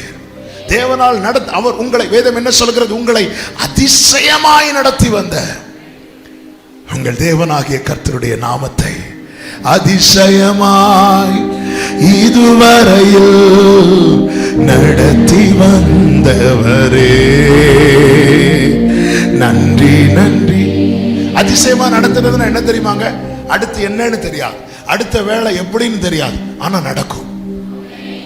2024 எனக்கு சவாலா இருந்ததுன்னு சொல்றவங்க மட்டும் கை தூக்குங்க. 2024 எனக்கு ரொம்ப சேலஞ்சிங்கா, ரொம்ப சவாலா, ரொம்ப கடினமா இருந்தது அப்படி சொல்றவங்க மட்டும் கை தூக்குங்க. சும்மா நல்லா கை தூக்குங்க, நல்லா கை தூக்குங்க. ஓகே, நல்ல சவாலாக இருந்தது. சில மாதங்கள் எல்லாம் நான் ஃபேஸ் பண்ணுறேன், எப்படி ஃபேஸ் பண்ணுவோமே தெரியாமல் இருந்துச்சு. அப்படிப்பட்டவங்கெல்லாம் எப்படி 2024 கடந்து வந்தீங்க? இதான் அதிசயம், இதான் அதிசயம். சில நாட்களை ஃபேஸ் பண்ண பயந்து முந்தின இரவு துடிச்சிட்டு இருப்போம்ல, அந்த நாளெல்லாம் கடந்திருக்கிறோம். எப்படி? அதிசயம். இஸ்ரவேலர்கள் எகிப்திலிருந்து புறப்படும் போது வேதம் என்ன சொல்லுகிறது? யாத்திராகமம் 12வது அதிகாரம் அதனுடைய 39வது வசனத்தை வாசிங்கள். யாத்திராகமம் 12:39. எகிப்திலிருந்து அவர்கள் கொண்டு வந்த பிசைந்த மாவை புளிப்பில்லாத அப்பங்களாக சுட்டார்கள்.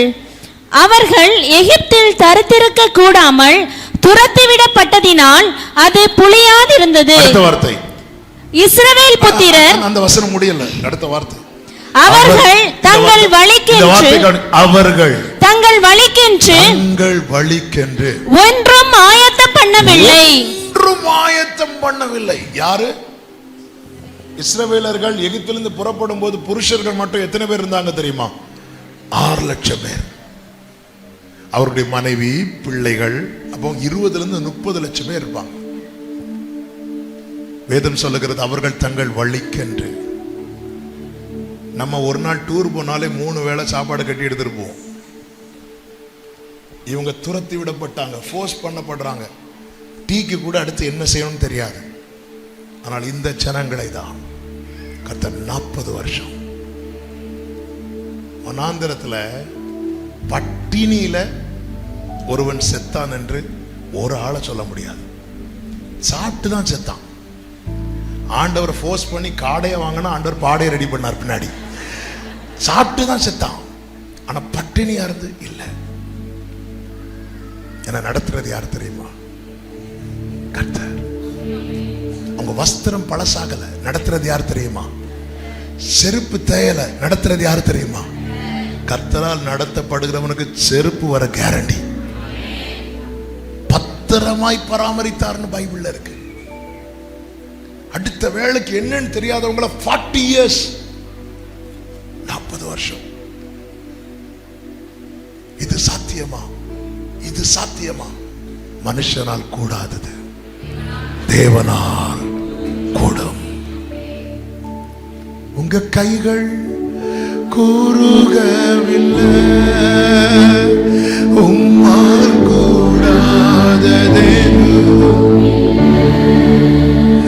உங்க கைகள் கூறுக உம்மால் கூடாததெதுவும் இல்லை. உம்மால் கூடாதது ஹல்லேலூயா. உம்மால் ஆண்டவரால நடத்தும் போது ஆண்டவர் ஜனங்களை நடத்தினார்ல, ஒரு இடத்துல கூட சாரி ரூட் மாறிட்டு அப்படி சொல்லவே இல்லை ஆண்டவர். மாறாவின் அண்டையில ஆண்டவர் ஜனங்களை வழி மாறி கொண்டு வந்தாரா, தெரிஞ்சுதான் கொண்டு வந்தாரா? தெரிஞ்சுதான் கொண்டு வந்தார். அதனாலதான் ஏற்கனவே அது பக்கத்துல ஒரு மரத்தை வளர விட்டார். தெரியும் நம்ம லைஃப்ல நம்ம சந்திக்கிற மாறா தெரியும், அவருக்கு தெரியும். அதனாலதான் பக்கத்திலேயே சொல்யூஷன் வச்சிருப்பார். ஆனா மாறாவின் இடத்துல தங்க விடவில்லை. அங்கிருந்து நேரா எங்க கொண்டு போறார் தெரியுமா? ஏலிமுக்கு கொண்டு போறார். ஏலிமுலையும் தங்க விடல.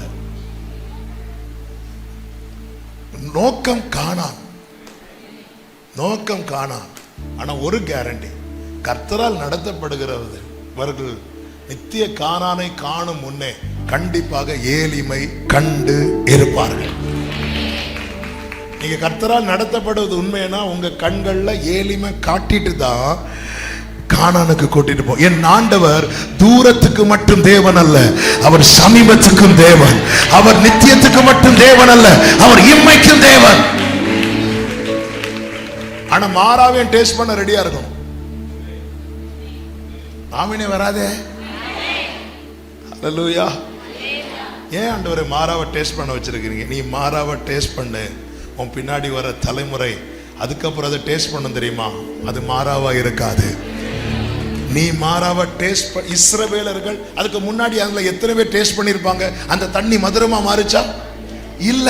ஆனா இவ தேவனால் நடத்தப்படுகிறவன் டேஸ்ட் பண்ணதும் அந்த தண்ணி எதுவா மாறுது? சில காரியத்தை ஏன் நம்மள ஃபேஸ் பண்ண வைக்கிறார் தெரியுமா?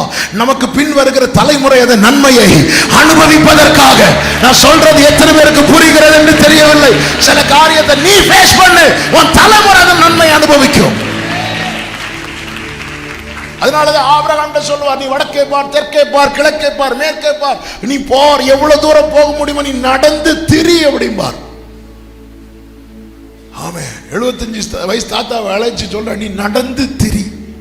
அவர் அங்க நடப்பாரு, அப்போதும் லெப்ட்ல போ, ஃபுல்லா நடக்க விட்டார். அடுத்த தலைமுறை ஈசாக்கு எழும்புறான். ஈசாக்கு எழும்பும் போது பஞ்சகாலம் வந்தது, எல்லாரும் எகிப்துக்கு போறாங்க. எல்லாரும் நடந்து எகிப்துக்கு போகும்போது ஈசாக்கிட்ட சொல்றார், நீ உட்கார்ந்துட்டார், நீ உட்காரு, நீ இருக்கிற இடத்துல நான் உன்னை ஆசீர்வதிப்பேன். ஆபிரகாமை நடக்க விட்டார், நடக்க வச்சு ஆசீர்வதித்தார். பையனை உட்கார வச்சார். பேர பிள்ளை வாரான். ஆண்டவர் சொல்ற, நீ படுத்திருக்கிற பூமியை தாத்தாவை நடக்க விட்டார், தகப்பனை உட்கார வச்சா. பேர பிள்ளைய என் ஆண்டவர் தலைமுறைகளின் தேவன், இளைஞனானே முதிர் வயதும் உள்ளவனுமானே, ஆனாலும் நீதிமான் கைவிடப்பட்டதையும் அவன் சந்ததி அப்பத்துக்கு. ஆண்டவர் உண்மை உள்ளவருங்க. எதுக்கு இந்த மாறாவ ஆண்டவர் டேஸ்ட் பண்ண வைக்கிறீங்க? அதான் சொல்ல, ஆண்டவர் சாரி கேட்க வேண்டிய நிலைமை வராது. சாரிப்பா, இப்ப நம்ம ஒரு ஆள் ஒரு இடத்துக்கு கூட்டிட்டு போறோம், ஷார்ட் கட்டு சொல்லி கூட்டிருப்பாங்க, ரோடு பிளாக்கா இருக்கும், சாரி நம்ம இன்னொரு வழியா. அப்படி ஆண்டவர் கேட்க வேண்டிய நிலைமையே வரல. எனவேதான் சொல்றேன், கர்த்தரால் நடத்தப்பட விட்டு கொடுங்கள். அழுகையோடு விண்ணப்பத்தோடும் என்னிடத்தில் வருவார்கள், நான் அவர்களை வழி நடத்துவேன் என்று கர்த்தர் சொல்லுகிறார். ஆண்டவர், என்ன நீங்க நடத்துங்கப்பா, என்ன நீங்க நடத்துங்க. ஒரு பழைய பாடல் உண்டல்லவா, நடக்க சொல்லி தாரும் இயேசுவே, இயேசுவே நடக்க சொல்லி தாரும். ஓ, தனித்து செல்ல முடியவில்லை, தவித்து நிற்கும் பாவினான், தனித்து செல்ல. டெய்லி கேளுங்க, உமக்கு பிரியமானது செய்ய எனக்கு கற்றுத்தாரும். நீரே என் தேவன், உம்முடைய நல்ல ஆவியானவர் என்னை டெய்லி கேட்கணும். கடந்த நாளில் ஒரு சகோதரர் அவங்க ஃபேமிலியில் ஒரு சின்ன இஷ்யூனால ஃபேமிலியில் ஒரு முக்கியமான ஃபங்க்ஷனுக்கு போகாமல் இருந்துட்டார். அப்போ அந்த நியூஸ் எனக்கு காதுக்கு வருது. எனக்கு இந்த நியூஸ் காதுக்கு வந்தது அவருக்கு தெரிஞ்சிட்டு, பாஸ்டருக்கு நியூஸ் போயிட்டு அப்படின்னு. அப்போ ஃபோன் பண்ணி என்கிட்ட விஷயத்த சொல்கிறார்.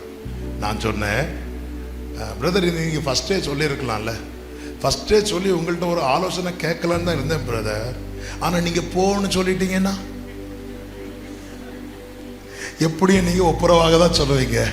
அதனால உங்ககிட்ட நாங்கள் அதை, நமக்கு தெரியும் எல்லாத்தையும் நம்ம ஆண்டவர்கிட்ட வைக்கிறோமா, ஜெபத்தில் வைக்க மாட்டோம். ஏன்னா நிறைய விஷயம் ஆண்டவர் என்ன சொல்லுவார் தெரியுமா, நோன்னு சொல்லுவாருன்னு நமக்கு தெரியும். அதனால தான் ஆபிரகாம் எலியேசர் மேட்டரை ஆண்டவர்கிட்ட வச்சாரா இல்லையா? என் வீட்டில் பிறந்த இதோ எலியேசர்னு வச்சார். ஆகார் மேட்டரை வச்சாரா? வைக்கல.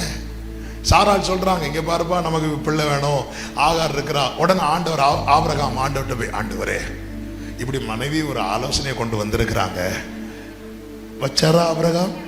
ஏன் வைக்கல? எலியேசருக்கு விரட்டுறாரு, ஆகாருக்கு எங்க அடிப்பார்னு தெரியும். அதனால நம்ம ஒண்ணு பண்ணுவோம், ஆண்டவர்கிட்ட இந்த மேட்டரே வைக்க வேண்டாம். அப்படி மேட்டர் வைக்காததுனால 13 வருஷம் கர்த்தர் ஆபிரகாமோடு பேசவில்லை.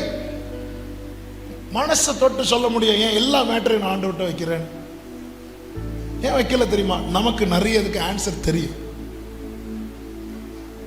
நிறைய விண்ணப்பங்களுக்கு கர்த்தர் என்ன சொல்லுவாருங்கிற ஆன்சர் நமக்கு தெரியும்.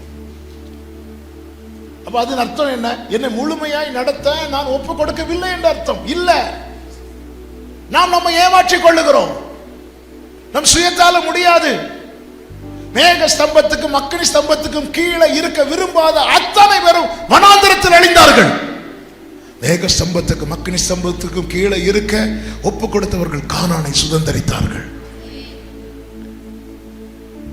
ஆமென். எல்லாவற்றையும் ஆண்டவர்கிட்ட வைக்கிறோமா? எல்லாவற்றிலும் தேவ சித்தத்துக்கு நம்ம ஒப்பு கொடுக்கிறோமா? இல்ல. ஏன்னா நமக்கு தெரியும் நிறைய காரியத்துக்கு ஆண்டவர் நோ சொல்லுவார். இயேசுவை பாருங்க, ஆண்டவரே அப்பா கிட்ட பேசுறார், எல்லாம் செய்ய உம்மால் ஆகும், இந்த பாத்திரத்தை என்னை விட்டு நீங்க கூடுமானால் நீங்கும்படி செய்யும் சொல்லிட்டு, ஆகிலும் என் சித்தத்தின்படி அல்ல உங்க சித்தத்தின்படி. அதாவது வாழ்க்கையில இயேசு விரும்பி ஒன்னு கேட்டு அதுக்கு மேல சித்தத்தை வச்சுட்டு ஒதுங்கிட்டார். இந்த பாத்திரம் நீங்க நான் நல்லா இருக்கும்னு ஃபீல் பண்றார். அதனாலதான் நீங்க கூடுமானால், பிளான் ஏதாவது மாத்துறதுக்கு வாய்ப்பு இருக்கா அப்பான்னு கேட்கிறார் அவர். ஆகிலும் என் சித்தம் வேண்டாப்பா, உங்களுக்கு நீங்க ஒரு பிளான் வச்சிருக்கிறீங்க, நான் ஒரு விருப்பத்தை வச்சிருக்கிறேன், என் விருப்பத்துக்காக நீங்க உங்க பிளானை மாத்திராதீங்க.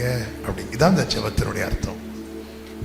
பிள்ளை விரும்புறான், நம்ம மாத்துவோம், அப்படி மாத்திராதீங்கப்பா, என் விருப்பத்துக்காக உங்க பிளானை மாத்திராதீங்க. இப்படி ஜெபம் பண்ண முடியும். ஆண்டவரே, ஆசை யாருக்குங்க வராது? ஃபுல் டைம் ஊழியம் சரி, எங்களுக்கு 1000 ஆசைகள் வருது, ஆசைகள் வரும். ஆனா அப்பா கிட்ட சொல்லணும், அப்பா என் ஆசைக்காக உங்க பிளானை மாத்திராதீங்க. நான் ஆண்டவர்கிட்ட எப்படி ஜெபம் பண்ண தெரியுமா? ஆண்டவரே, நான் கேட்கிற காரியம் உங்க சித்தத்துக்கு மாறானதா இருந்தா நான் அடம்பிடிச்சு கேட்டாலும் எனக்கு தந்துடாதீங்க. இன்னைக்கு வரைக்கும் நிற்கிறதுக்கு காரணம் அது ஒண்ணுதான். என் வாழ்க்கையில் அநேக கேட்கப்படாத ஜெபங்கள் இருக்கிறது. அந்த ஜெபங்கள்லாம் கேட்கப்பட்டா இன்னைக்கு நான் எங்கேயோ போயிருப்பேன், இருக்கவே மாட்டேன், அவ்வளவுதான்.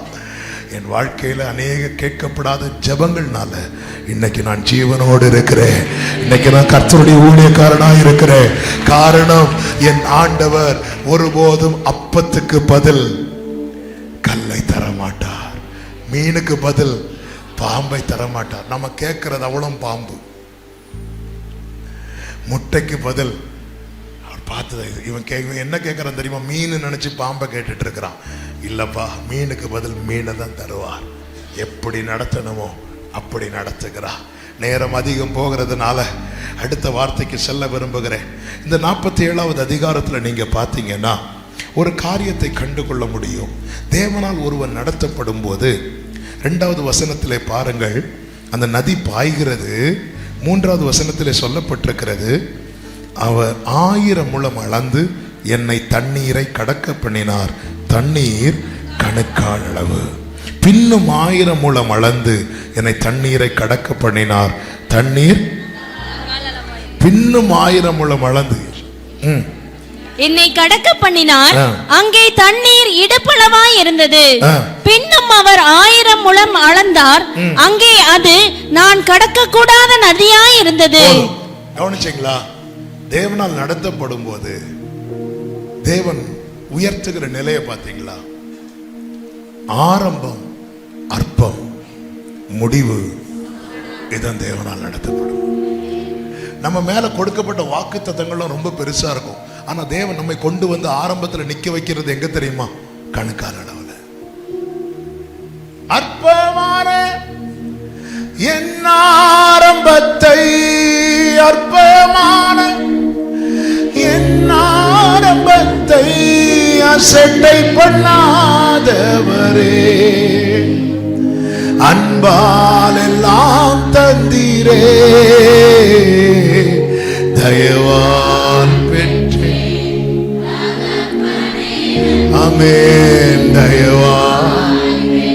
பிரியமான கர்த்தருடைய பிள்ளைகளே, தேவனால் வாக்குத்தத்தம் ரொம்ப பெருசா இருக்கும். நீங்கள் இப்பொழுது இருக்கிறதை பார்க்கிலும் 1000 வாக்குத்தத்தம் அப்படிதான் இருக்கும். ஆனா ஆபிரகாமை அழைக்கும் போது வேதம் சொல்லுகிறது, அவன் ஒருவனாயிருக்கையில், அவன் ஒருவனாயிருக்கையில். ஒரு ஆபிரகாமை அழைத்து ஒரு ஈசாக்கை கொடுத்தான். ஒரு ஈசாக்கை கொடுத்து ஒரு ஈசாக்கின் இடத்துல 2 பேரை கொடுத்தான். அந்த 2 பேர்ல ஒருத்த யாரு? யாக்கோபு. யாக்கோபு கிட்ட 12 பேரை கொடுத்தான். 12 பேரை 70 ஆக்கினார்.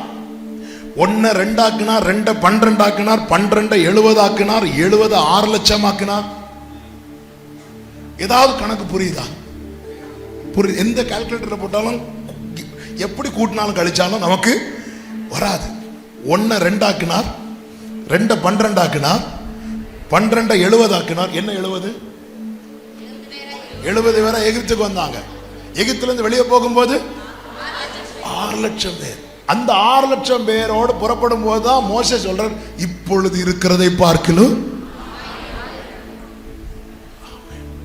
ஒரு வாட்டி 2-3 வருஷத்துக்கு முன்னாடி ஆண்டவர்கிட்ட ஜெபம் பண்ணிட்டு எனக்கு ஒரு ப்ராமிஸ் கொடுங்க ஆண்டவரே அப்படி சொல்லும் போது ஆண்டவர் இந்த வசனத்தை எனக்கு வாக்குத்தத்தமா கொடுக்குறாங்க. கொடுத்துட்டு நான் இருந்து கணக்கு போட்டு பார்க்கிறேன். இப்போ இருக்கிறதே தாங்க முடியல. இதை ஒரு 1000 ஆக்கினா ஆண்டவர் அவ்வளோ வேண்டாம். ஆண்டவர் எப்படி சொல்றேன்? ஆண்டவர் அவ்வளோ. அதனாலதான் அவருடைய கணக்கு நமக்கு புரியாது. அவருடைய கணக்கு நம்ம கால்குலேட்டர்ல பத்தாது. சாலமன் சொல்றாரு, ஆண்டவரே உம்முடைய ஜனங்களை நீங்க பெருகின பெருக்கத்துக்கு எவ்வளோ எண்ணினாலும் அது தீர மாட்டேங்குது. என்ன கணக்குங்க இது? எப்படி பெருகி இருந்தது போல பெருக பண்ணுகிறான். ஆனா ஆரம்பம் பாருங்க, உன் தகப்பனாகிய ஆபிரகாமையும் உன்னை பெற்ற சாராளை நோக்கி பார், அவன் ஒருவனாயிருக்கையில். அந்த அந்த அந்த நீச்சாளத்தை நீங்க பார்க்கணும்னா கர்த்தர் உங்களை நிறுத்துகிற அந்த கணுக்கால்ல வந்து நிக்கணும். அதுக்கு நிக்க வைக்கப்படக்கூடாது. இயேசு பாருங்க, அவர் ஆரம்பிக்கும் போது தனியா தான் வனாந்தரத்தில் 40 நாள் ஃபாஸ்டிங் பிரேயர் முடிச்சு அவர் சந்திக்கிற முதல் ஆத்துமா யாரு தெரியுமா? அவன் சில நேரத்தில் நமக்கு ஒரு வரக்கூடிய முதல் ஆத்துமாவே சாத்தானா தான் இருப்பான். அவன் சிலர் பார்க்குறாங்க, நான் என்ன ஊழியத்தை இப்பதான் ஆரம்பிக்கலான்னு. முதல் ஆத்மாவையும் அவர் வந்து முதல் ஊழியமே சேர்க்கிற ஊழியம் இல்ல, அப்பாலே போன விரட்டுற ஊழியம். ஆனா அதுக்கு வர பாத்தீங்கன்னா அந்திரையா வரான், ஒவ்வொருத்தரா வரான். 12, 70, 120, 3000, 5000 கணக்கில் அந்த கூட்டத்துல தான் நானும் இருக்கிறேன், நீங்களும் இருக்கிறீங்க. ஹல்லேலூயா. ஆமென். அற்பமான ஆரம்பத்தை யார் அசட்டை பண்ணலாம்? எங்க அப்பா கேரளாவை சார்ந்தவர்கள். அவங்க ஆண்டவர் ஏற்றுக்கொண்ட நிமித்தம் வீட்டை விட்டு வெளியேற்றப்பட்டாங்க. அவங்க வீட்டை விட்டு வெளியேற்றப்படும் போது அவங்களுக்கு உடுத்த உடை, யாரோ கொடுத்த பைபிள், இவ்வளவு தான் அவங்க சொத்து. இதோட தான் புறப்பட்டு வந்தாங்க. கர்த்தர் குறித்த நாளிலே கன்னியாகுமரி மாவட்டத்துக்கு வந்தாங்க. ஊழியத்தை ஆரம்பிக்கும் போது ஒண்ணுமே கிடையாது. 1987 நாகர்கோயிலுக்கு வராங்க. அவங்க நாகர்கோவிலுக்கு வரும்போது எனக்கு 2 வயசு, தூக்கிட்டு வராங்க. அந்த ஊழியத்துக்கு வரும்போது அங்கே பார்த்தீங்கன்னா கால் வைக்கிறதுக்கு கூட இடம் கிடையாது, அவ்வளோ சகதியாக இருந்துச்சு. அதுக்கப்புறம் அதை ரெடி பண்ணாங்க. சாட்டர்டே ஆனால் எங்கள் அம்மா பக்கத்து தெருவில் போய் இந்த மாட்டு சாணி இருக்குல்ல அதெல்லாம் எடுத்து கொண்டு வந்து அப்படி தரையை முழுகுவாங்க.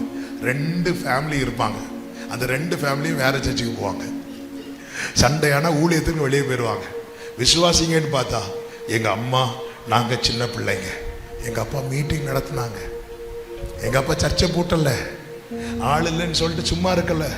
எங்கள் அம்மா சாட்டர்டே எல்லாம் சாணி அந்த மெழுகும்போது பூசும்போது, ஆண்டவரே இது என்னைக்கு ஆண்டவரே காங்கிரீட்டாக மாறும். அப்புறமா பாய் கொஞ்சம் கொஞ்சமாக வாங்கினாங்க. பாய் போடும்போது சைடு செவரு கிடையாது, காற்று அடிக்கிறதுல பாயெல்லாம் பறக்கும். அப்போ ஜெபம் எப்படி மாறிச்சு தெரியுமா? ஆண்டவரே ஒரு பாய்க்கு ஒரு ஆத்மாவையாவது. எதுக்கு தெரியுமா? பாய் பறக்காம இருக்கிறது. அப்புறமா சைடு கட்டணும், காசு கிடையாது. எங்க அப்பாவே மண்ணெல்லாம் குழைச்சி செங்கல் செஞ்சாங்க. அந்த செங்கல் செய்யறதுக்கான ஒரு பெட்டி மாதிரி ஒருத்தங்களை கொண்டு வர சொல்லி எங்க அப்பாவே செஞ்சாங்க. அற்பமான ஆரம்பம். இதுக்கடையில தான் அவங்க வியாதிப்பட்டாங்க.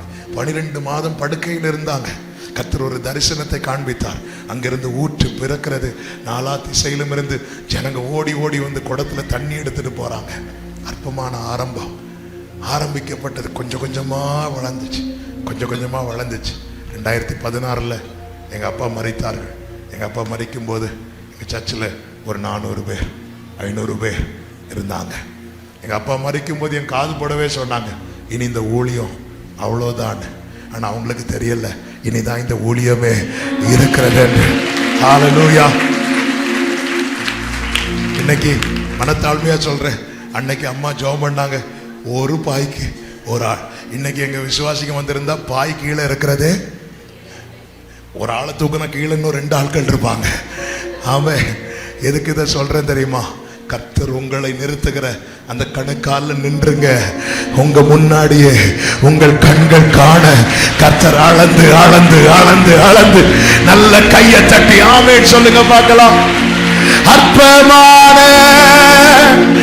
என் ஆரம்பத்தை, அற்பமான என் ஆரம்பத்தை அசட்டை பண்ணாதவரே, அன்பாலெல்லாம் தந்தீரே, தயவால் பெற்றே, தயவால். பிரியமானவர்களே, இந்த பூமியிலே பிறந்தவர்களிலே மிகப்பெரிய திட்டத்தை உடையவராய் பிறந்தது இயேசு கிறிஸ்து தான். எல்லார் மேல ஹெவியான திட்டம் இருந்தாலும் சர்வ லோகத்தின் பாவத்தை தீர்க்கிற அந்த மிகப்பெரிய பெரிய திட்டத்தை சுமந்து பிறந்தது இயேசு கிறிஸ்து தான். ஆனா அந்த இயேசு பிறந்து அவரை துணியில சுற்றி முன்னணியில கிடத்தி இருக்கிறாங்க. அவர் ரெடியா இருக்கிறார். ஏசாயாவை கொண்டு ஏற்கனவே அது முன்னறிவிக்கப்பட்டது. மாடு தன் எஜமானையும் கழுதை தன் முன்னணையும் அறியும். முன்னணையில கிடத்தி இருந்து மாடு சும்மா ஓடுன்னு நினைக்கிறீங்க? மாடு ஸ்பேஸ் கொடுக்குது, அதுக்கு தெரியுது. மனுஷங்களுக்கு தான் தெரியல இவர் யாருன்னு. மாடு தன் எஜமானை அறியும். முன்னணை ஜீசஸ் அக்செப்ட் பண்றார். அந்த துணியில சுற்றி அந்த மாட்டு சாணி வைக்கோல்லாம் நிறைந்திருக்கிற இடத்துல அந்த புள்ளையை கடத்துறாங்க. இதுதான் சொல்றேன், வாக்குத்தத்தம் பெருசா இருக்கு. ஆனா தேவன் ஒரு ஆரம்பத்தை தரும்போது இவ்வளவுதானா இவ்வளவுதானா சோர்ந்து போகாதீங்க. தாவீது மேல வைக்கப்பட்ட அபிஷேகம் ராஜரிக அபிஷேகம். ஆனா தாவீதை தகப்பன் அழைத்தது எதுக்கு தெரியுமா? அண்ணனுக்கு சாப்பாடு கொடுத்துட்டு வா. என்ன கூப்பிட்டு பிரசங்கம் பண்ண விடுவாங்க என்பதை என்ன கூப்பிட்டு சாம்பார் விளம்ப விடுறாங்க அப்படி சொல்லி தாவீது ஃபீல் பண்ணாரா? இல்ல, அவர் ஜாலியா போறாரு. ஏன்னா அவருக்கு தெரியும், என்ன எதற்கு இந்த உலகம் அனுப்பினாலும் அந்த இடத்துல தேவன் எனக்கு ஒரு முகாந்தரத்தை வைத்திருப்பா. கணுக்கால் அற்பமான ஆரம்பம், மகிமையான முடிவு. மூணாவதாக இந்த 47வது அதிகாரத்தில் 5வது வசனத்தை பாருங்கள். பின்னும் அவர் 1000 முழம் அளந்தார். அங்கே அது நான் கடக்க கூடாத நதியாய் இருந்தது. தண்ணீர் நீச்சல் அளவும் கூடாதது. என்னால இனி இதை என்ன செய்ய முடியாது? கடக்க முடியாது என்று வந்ததும் அடுத்த வசனத்தில் சொல்லப்பட்டிருக்கிறது, அவர் என்னை நோக்கி மனுபுத்திரனே மனுபுத்திரனே இதை கண்டாயா என்று சொல்லி என்னை நதியோரமாய் திரும்ப நடத்தி கொண்டு போனார். இங்கே நான் சொல்ல விரும்புகிற செய்தி இதுதான். உங்க திராணி இவ்வளவுதான் தெரிஞ்சிட்டுனா அதுக்கு மேல ஒரு சோதனைய கர்த்தர் அனுமதிக்கவே மாட்டார். என்னால இவ்வளவுதான் தாங்க முடியும், இதுக்கு மேல முடியாதுன்னா கர்த்தர் எழுந்தருளுவார். இஸ்ரவேலர்கள் அந்த பெருமூச்சின் சத்தம், பைபிள் அப்படிதான் இருக்கு, பெருமூச்சின் சத்தம் தேவ சமூகத்துல ஒருத்தங்கிட்ட பெருமூச்சு வருதுன்னா அர்த்தம் என்ன தெரியுமா? இதுக்கு மேல முடியாது ஆண்டவரே, இதுக்கு மேல முடியாது, இதுக்கு மேல. ஃபர்ஸ்ட் முறையிட்டு கொண்டே இருந்தாங்க. ஒரு கட்டம் வருது, பெருமூச்சு வர ஆரம்பிக்குது. நல்லா அழுது முடிச்சதுக்கு அப்புறம் தான் என்ன வரும் தெரியுமா?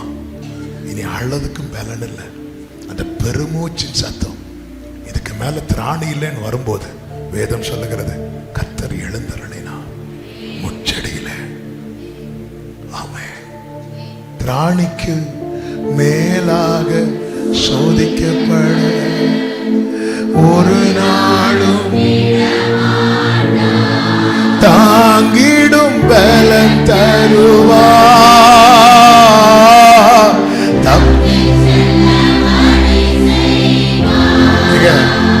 ஆண்டவர் நடத்துகிறார், எனவேதான் வேதம் சொல்லுகிறது. ஆமே, ஹல்லேலூயா. ஆண்டவர் உங்களுக்கு துன்பத்தின் அப்பத்தையும் உபத்திரவத்தின் தண்ணீரையும் கொடுத்தாலும் உன் போதகர்கள் இனி ஒருபோதும் மறைந்திருக்க மாட்டார்கள். இனி நீ அழுது கொண்டிராய். உன் கூப்பிடுதலின் சத்தத்துக்கு அவர் உருக்கமாய் இறங்கி அதை கேட்ட உடனே உனக்கு அவருக்கு தெரியும், இதுக்கு மேல தாங்காது, இதுக்கு மேல தாங்காது. நீங்க அப்பாவால நடத்தப்படுறீங்களா? உங்க திராணி என்னன்னு அவருக்கு தெரியும். அவர் கரவலாடுகளை மெதுவாய் நடத்துவார், மெதுவாய். அதனாலதான் நீங்க பாத்தீங்கன்னா பேதுரு ஒரு முறை மறுதளிப்பான், ரெண்டாவது முறை மறுதளிப்பான், மூன்றாவது முறை மறுதளிப்பான். வேதம் என்ன சொல்லும் தெரியுமா?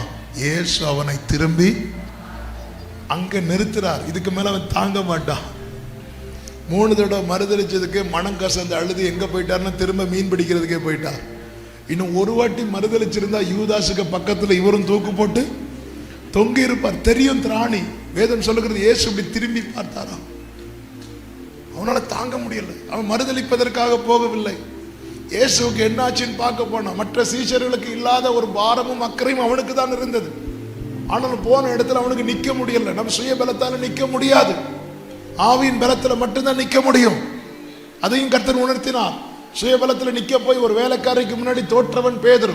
ஆனா பரிசுத்த ஆவி வந்த போது ஆயிரங்களுக்கு முன்பதாக எழும்பி நின்று கர்த்தரே தெய்வம் என்று அவன் அறிக்கையிட்டான். ஹல்லேலூயா. ஆண்டவர் பார்த்தார், இதுக்கு மேல இவன் தாங்காது. ஹல்லேலூயா. கர்த்தர் இப்படி திரும்பி பார்த்தார். அவர் திரும்பி பார்த்ததுக்கு அப்புறம் தான் சேவலே கூவுது.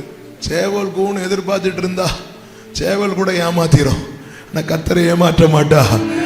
அதனாலதான் நீ சேவல் கூவுறதுக்கு முன்னாடி என்ன 3 தடவை சாத்தா ஒன்ன சோதிக்கிறதுக்கு பெர்மிஷன் கேட்டான். யார மாதிரி சோதிக்கிறதுக்கு தெரியுமா? யோபுவை போல சோதிக்கிறதுக்கு. யோபுவை பார்த்து சொன்னார், யோபுவை சோதிக்க பெர்மிஷன் கேட்கும்போது சோதிச்சுக்கோன்னு சொல்லி விட்டுட்டார். ஏன்னா அவருக்கு யோபுவுக்கு திராணி தெரியும். இவனை கொண்டு போட்டாலும் இவன் நம்மளை நம்புவான். ஆனா பேதுருக்கு திராணியும் தெரியும். இவன் 3 தடவை மறுதலை, அதுக்கு மேல தாங்கிட மாட்டான். அதனாலதான் நானோ உன் விசுவாசம் ஒளிந்து போகாதபடிக்கு. ஆமே, நம்மளை ஏன் யோபுவை மாதிரி சோதிக்கல தெரியுமா? அவருக்கு யோபுவையும் தெரியும். நம்ம யோபுக்கு சோதனை கேட்டாலே மறுதளிச்சு போகக்கூடிய ஆட்கள். ஆமா, யோபுக்கு இப்படியெல்லாம் நடத்தினார். ஐயா பாப்பா வேண்டாம்பா. ஆமா, இது கடையில் இல்லப்பா, அதே போல உன்னையும் கர்த்தர் வேண்டாம் வேண்டாம். அவருக்கு தெரியும், நம்ம திராணி தெரியும். இதுக்கு மேல கடக்க முடியாதுன்னு வந்ததும் மனுபுத்திரனே நீ வா. அதனால கர்த்தரை நம்புங்கள், கர்த்தரை நம்புங்கள்.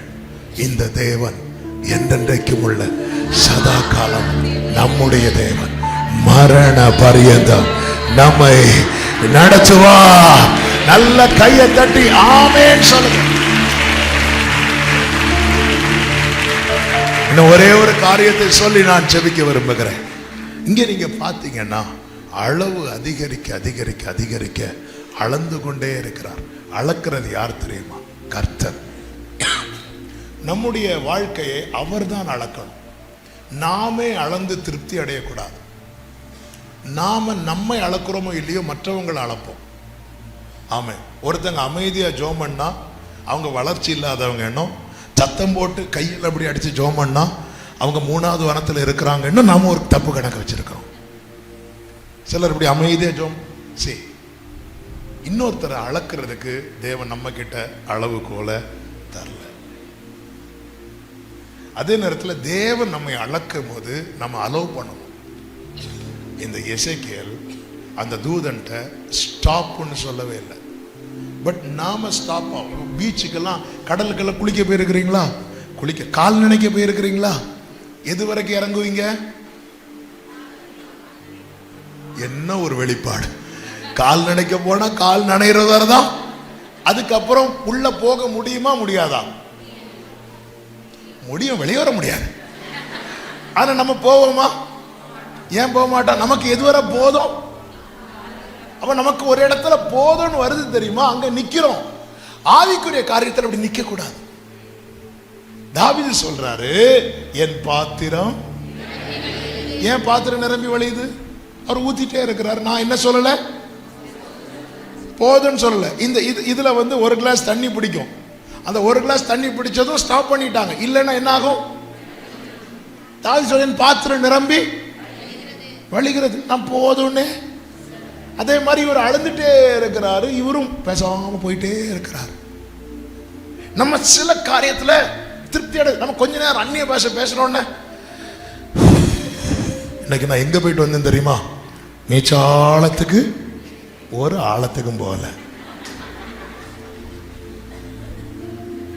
இந்த நீச்சல் ஆழத்தினுடைய அதாவது கிளைமேக்ஸ் என்ன தெரியுமா? அளந்து அளந்து கணுக்கால் வர தண்ணின்னா கணுக்காலுக்கு கீழே தண்ணிக்குள்ள இருக்கு, மீதி எல்லாமே வெளியே இருக்கு. அவ உண்மையில தண்ணிக்குள்ள எத்தனை % தான் இருக்கு தெரியுமா? ஒரு 10% தான் இருக்கு. 90% வெளியே கிடக்கு. அந்த ஒரு 3வது பாட்டில் நம்ம பேசுற அந்நிய பாஷை மட்டும்தான் உண்டு. அதுவும் டெம்போ கொஞ்சம் ஸ்பீடா போட்டு, டெம்போவை கூட்டல, கீபோர்டிஸ்ட் எல்லாம் அவ்வளவுதான். அவர் மட்டும் டெம்போ கூட்ட மறந்துட்டாரு. அடுத்து அவரு டெம்போல தான், அவ்வளவுதான். அதுவும் நமக்கு அப்படி ஒரு 3வது பாட்டு அப்படி நம்ம தப்பு கிடையாது, தப்பு கிடையாது. அடுத்து முட்டி வர, முட்டுக்கு கீழே தண்ணிக்குள்ள இருக்கு, மீதி எல்லாமே நம்ம எல்லாம் பாதி வெளியே தான் கிடக்கு. அதுவும் முக்கியமான ஐட்டம் எல்லாம் வெளியே தான் கிடக்கு. ஹல்லேலூயா. அடுத்து இடுப்பு 50-50. கைகள் ஏசாவின் கைகள், சத்தம் யாக்கோவின் சத்தம் 50-50. ஆனா இந்த நீச்சாளம் என்பது என்ன தெரியுமா? இந்த கழுத்து வர இந்த தண்ணி அப்படி உயர்ந்து உயர்ந்து உயர்ந்து உயர்ந்து, இப்போ கழுத்துக்கு கீழே எல்லாமே தண்ணிக்குள்ள இருக்கு. தண்ணிக்கு வெளியே எது மட்டும்தான் தெரியுது தெரியுமா? தலை மட்டும்தான் தெரியுது. தலை யாரு? கிறிஸ்து. இந்த ஆவி நிறைவு என்பது என்ன தெரியுமா? நாம் சிறுக அவர் பெருக. மனுபுத்திரனே, இது நம்மில் வரணும்.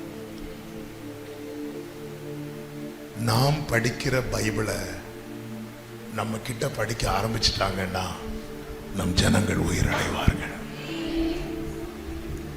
நம் பைபிள் ஃபுல்லா பல முறை படித்தாலும் நாம் படித்த வேதத்தில் ஒரு வசனத்தை கூட உலகம் நம்மில் படிக்கவில்லை என்றால் நமது கணுக்கால திருப்தி அடைஞ்சு போதும். ஆண்டவரே, என்ன தேவை? அபிஷேகம் எதுக்கு வேணும்? எனக்கு அந்நிய பாஷை பேசணும், எனக்கு எல்லாருமே வரங்களுக்காக அபிஷேகத்தை நாடும் போது இந்த எசேக்கியேல் 47 சொல்லப்பட்டிருக்கிறது, அவைகள் மாதந்தோறும் புது கனிகளை கொடுத்து கொண்டே இருக்கும். கனிகளுக்காக, அபிஷேகத்தின் நிறைவுக்காக எனக்கு கனி வெளிப்படணும். ஹல்லேலூயா, ஹல்லேலூயா. கனி நிறைந்த வாழ்வினை வாழ கர்த்தாவே என் மேல் கருணை காட்டும். மாம்ச சிந்தை மடிய செய்யும், ஆவியின் சிந்தை வளரச் செய்யும். மாம்ச சிந்தை மடியச் செய்யும். ஆவியின் சிந்தை வளரச் செய்யும். கனி நிறைந்த வாழ்வினை வாழ கனி நிறைந்த கர்த்தாவே மேல் கருணை காட்டு. கர்த்தாவே மேல். பிரியமானவர்களே, அவர் திரும்ப நடத்தி கொண்டு போகும்போது, மனுபுத்திரனே இதை கண்டாயா என்று சொல்லி நதியோரமாய் நடத்தி கொண்டு போனார். நான் நடந்து வருகையில் இதோ நதியோரத்தில் இக்கரையிலும் அக்கரையிலும் வெகு திரளான இந்த விருட்சங்கள் எதன் பிறகு வந்தது தெரியுமா? அது நீச்சாளத்தின் அனுபவம் வந்த பிறகு. பிள்ளைங்களை தண்ணியில, இந்த கணுக்கால் அளவு தண்ணியில விட்டா என்ன விளையாட்டு விளையாடுவாங்க தெரியுமா? நல்லா விளையாடுவாங்க. முழங்கால அளவு தண்ணீரே ஓரளவுக்கு விளையாடுவாங்க. ஆனா இடுப்பளவு தண்ணியில அப்படி கொஞ்சம் கொஞ்சமா பக்குவம் வர ஆரம்பிக்கும்.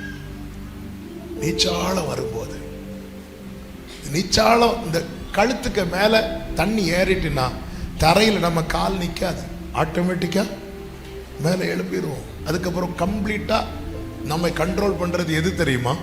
தண்ணீர். பேழைக்குள்ள கர்த்தர் நோவாவையும் குடும்பத்தை விட்டு கதவை அடைச்சிட்டார். பேழை தரையோட ஒட்டிட்டு இருக்கு. பேழைய தரையிலிருந்து தூக்குனது என்ன தெரியுமா? தண்ணீர். அது வரைக்கும் வெயிட் பண்ணிட்டு இருக்கிறாங்க. அந்த ஜலம் வந்து பேழையை கிளப்பிட்டுன்னு பைபிள்ல இருக்கும். பேழையை ஸ்டார்ட் பண்ண விட்டதே தண்ணி தான். அப்ப அவ்வளவு பெரிய பேழை கிளப்புறதுக்கு வேண்டிய தண்ணி வருது. தண்ணி பேழையை கிளப்பி தூக்கி தூக்கி தூக்கி தூக்கி தூக்கி எங்க கொண்டு வச்சு தெரியுமா? மலையில கொண்டு வைக்குது. இதுதான் தண்ணீருடைய விசேஷம். அப்போ இந்த விருட்சங்கள் கணுக்கால் அளவுல இந்த விருட்சங்களை காணல, தூதன் காட்டியும் கொடுக்கல. நம்ம கணுக்கால் அளவுல கொஞ்ச நேரம் அந்நிய பாஷை பேசிட்டே கதவை திறந்து பார்க்கும், விருட்சங்கள் ஏதாவது இருக்குதா. நம்ம எல்லாருமே வரங்களுக்கு போக்கஸ் பண்றோம்.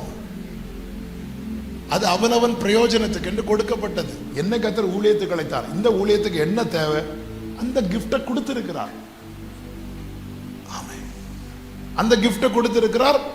அது அந்தந்த டைம்ல கொடுப்பார். இப்போ இன்னைக்கு எனக்கு நாளைக்கு இந்த மினிஸ்ட்ரி லெவல்ல கர்த்தர் இன்னும் கூட்டும் போது அதுக்கு என்ன கிஃப்ட் தேவை அது கொடுப்பார். எங்க ஆவியானவர் 2 வரத்தோட உள்ள இருக்க மாட்டார்ல, மொத்த வரமே அவருக்குள்ள தானே இருக்கு. எதை எப்போ ரிலீஸ் பண்ணணுமோ ரிலீஸ் பண்ணுவார். 17 வயசுல யோசேப்புக்கு சொப்பனம் பார்க்குற கிஃப்ட் கொடுத்தார். அர்த்தம் சொல்ற கிஃப்ட் கொடுக்கல. அர்த்தம் சொல்ற கிஃப்ட் கொடுத்திருந்தா அந்த குழி தான் அவனுக்கு கடைசியா இருந்திருக்கும். அண்ணா இப்படி ஒரு சொப்பனம் பார்த்தேன்னா நீங்க எல்லாம் நாளைக்கு சாப்பாடுக்காக என்கிட்ட வந்து இதை மட்டும் யோசேப்புக்கு உள்ள ஒண்ணு வைக்க தெரியாது. வெகுளி எல்லாத்தையும் சொல்லிடுவார். அப்படியாடா வா வா, குழியிலேருந்து இவனை தூக்கினாதானே. சொப்பனத்துக்கு அர்த்தம் சொல்லல. ஆனா 28 வயசுல தான் அவனுக்கு சொப்பனம் அர்த்தம் சொல்ற கிஃப்டே கிடைக்குது. 30வது வயசுல சொப்பனத்துக்கு அர்த்தத்தையும் சொல்லி அதை எப்படி செயல்படுத்த வேண்டும் என்கிற ஞானம் கொடுக்கப்படுகிறது. அப்போஸ்தலர் 7:10 பார்வோன் சமூகத்தில் அவனுக்கு கிருபையும் ஞானத்தையும் கொடுத்தார் இருக்கு. அப்ப சில கிஃப்டை சில இடத்துல கொண்டு போய் நிறுத்திட்டு தான் தருவார். நமக்கு எடுத்ததுமே பிராக்கெட்ல போடணும், ஆவிக்குரிய 9 வரங்களையும் பெற்றவர். ஆவியானவர் மொத்த பேக்கேஜ் அவர் தான் உள்ள இருக்கு. அவனவன் பிரயோஜனத்துக்கு என்று கொடுக்கப்படுகிறது. இங்க பாருங்க, வரம் இல்லாததெல்லாம் சாபம் கிடையாது. வரம் இல்லைன்னு சொல்லிட்டு பரலோகத்தில் நான் கூட்டிட்டு போக மாட்டேன்னு சொல்லல. ஆனா கனி இல்லைன்னா, கனி இல்லைன்னா, நல்ல கனி கொடாத மரம் எல்லாம் வெட்டுண்டு அக்கினியிலே. கனி இல்லாத மரத்துக்கு கீழே கோடாரி வைக்கப்பட்டிருக்கிறது. வரம் வந்து அவர் கொடுக்கிறது, கனி நாம கொடுக்கிறது.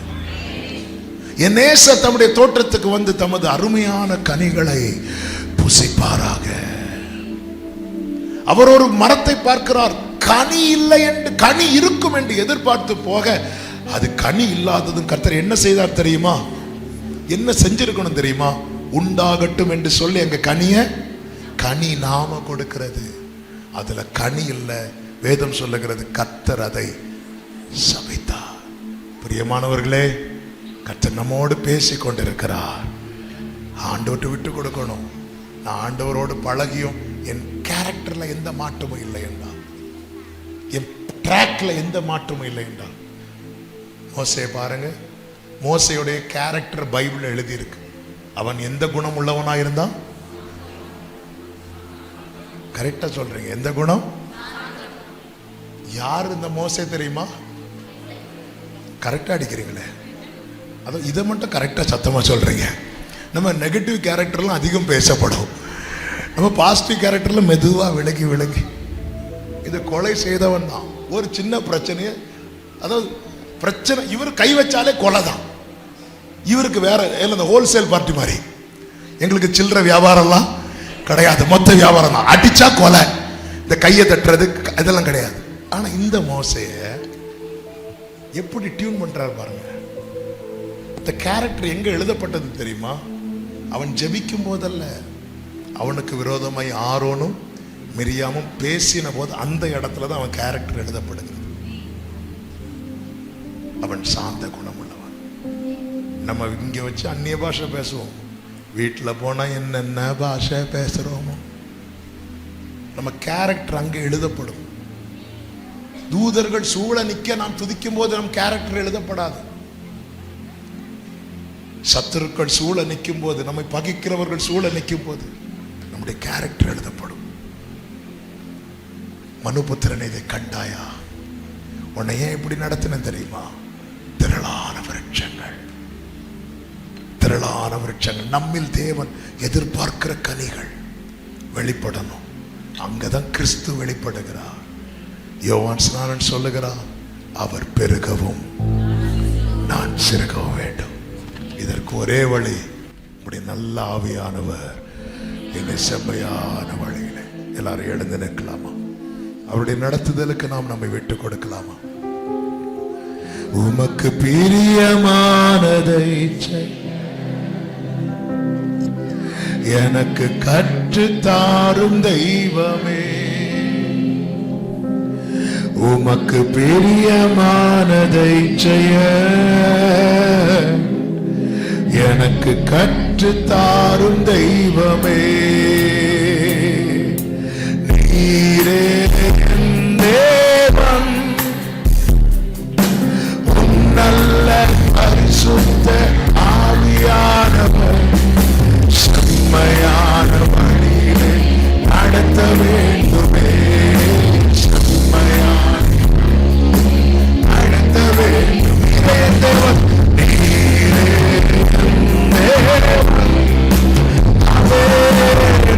நல்ல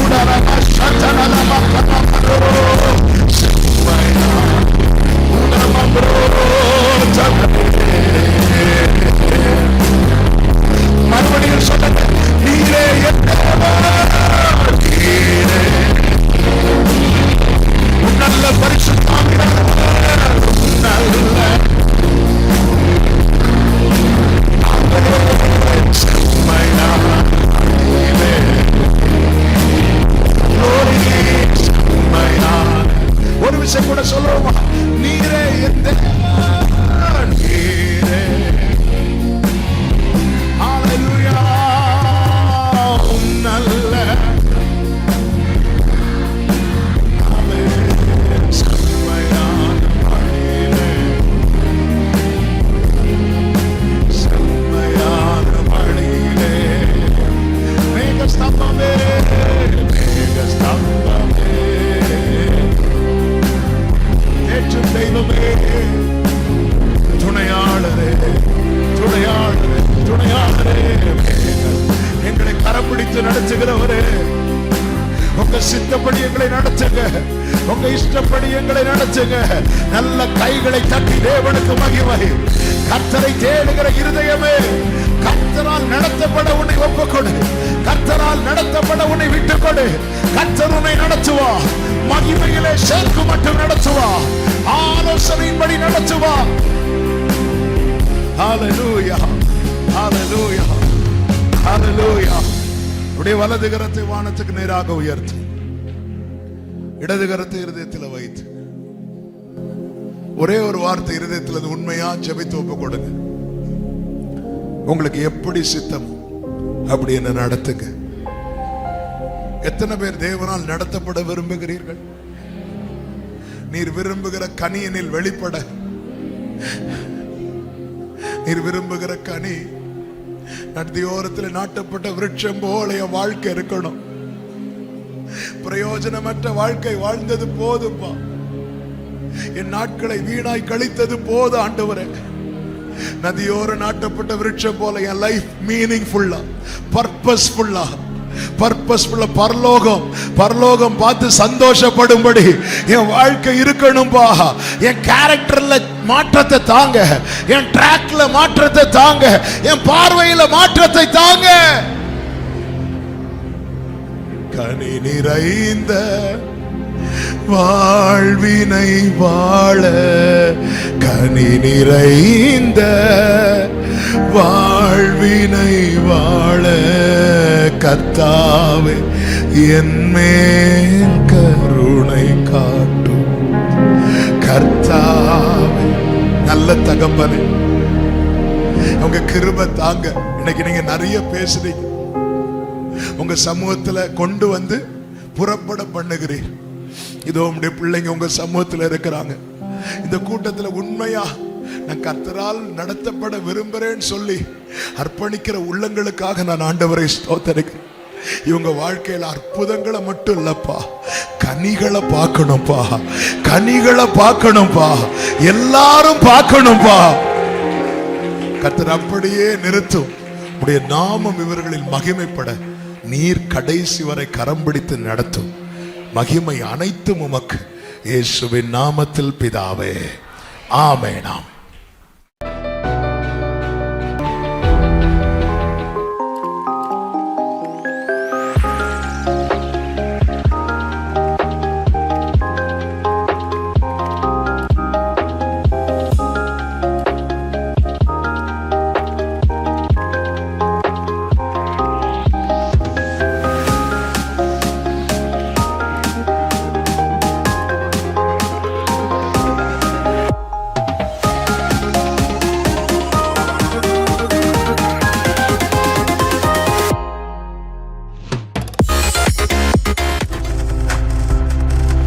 நீங்கள் பார்த்துக் கொண்டிருப்பது உங்கள் ஜாய் டிவி. உங்கள் துக்கம் சந்தோஷமாய் மாறும்.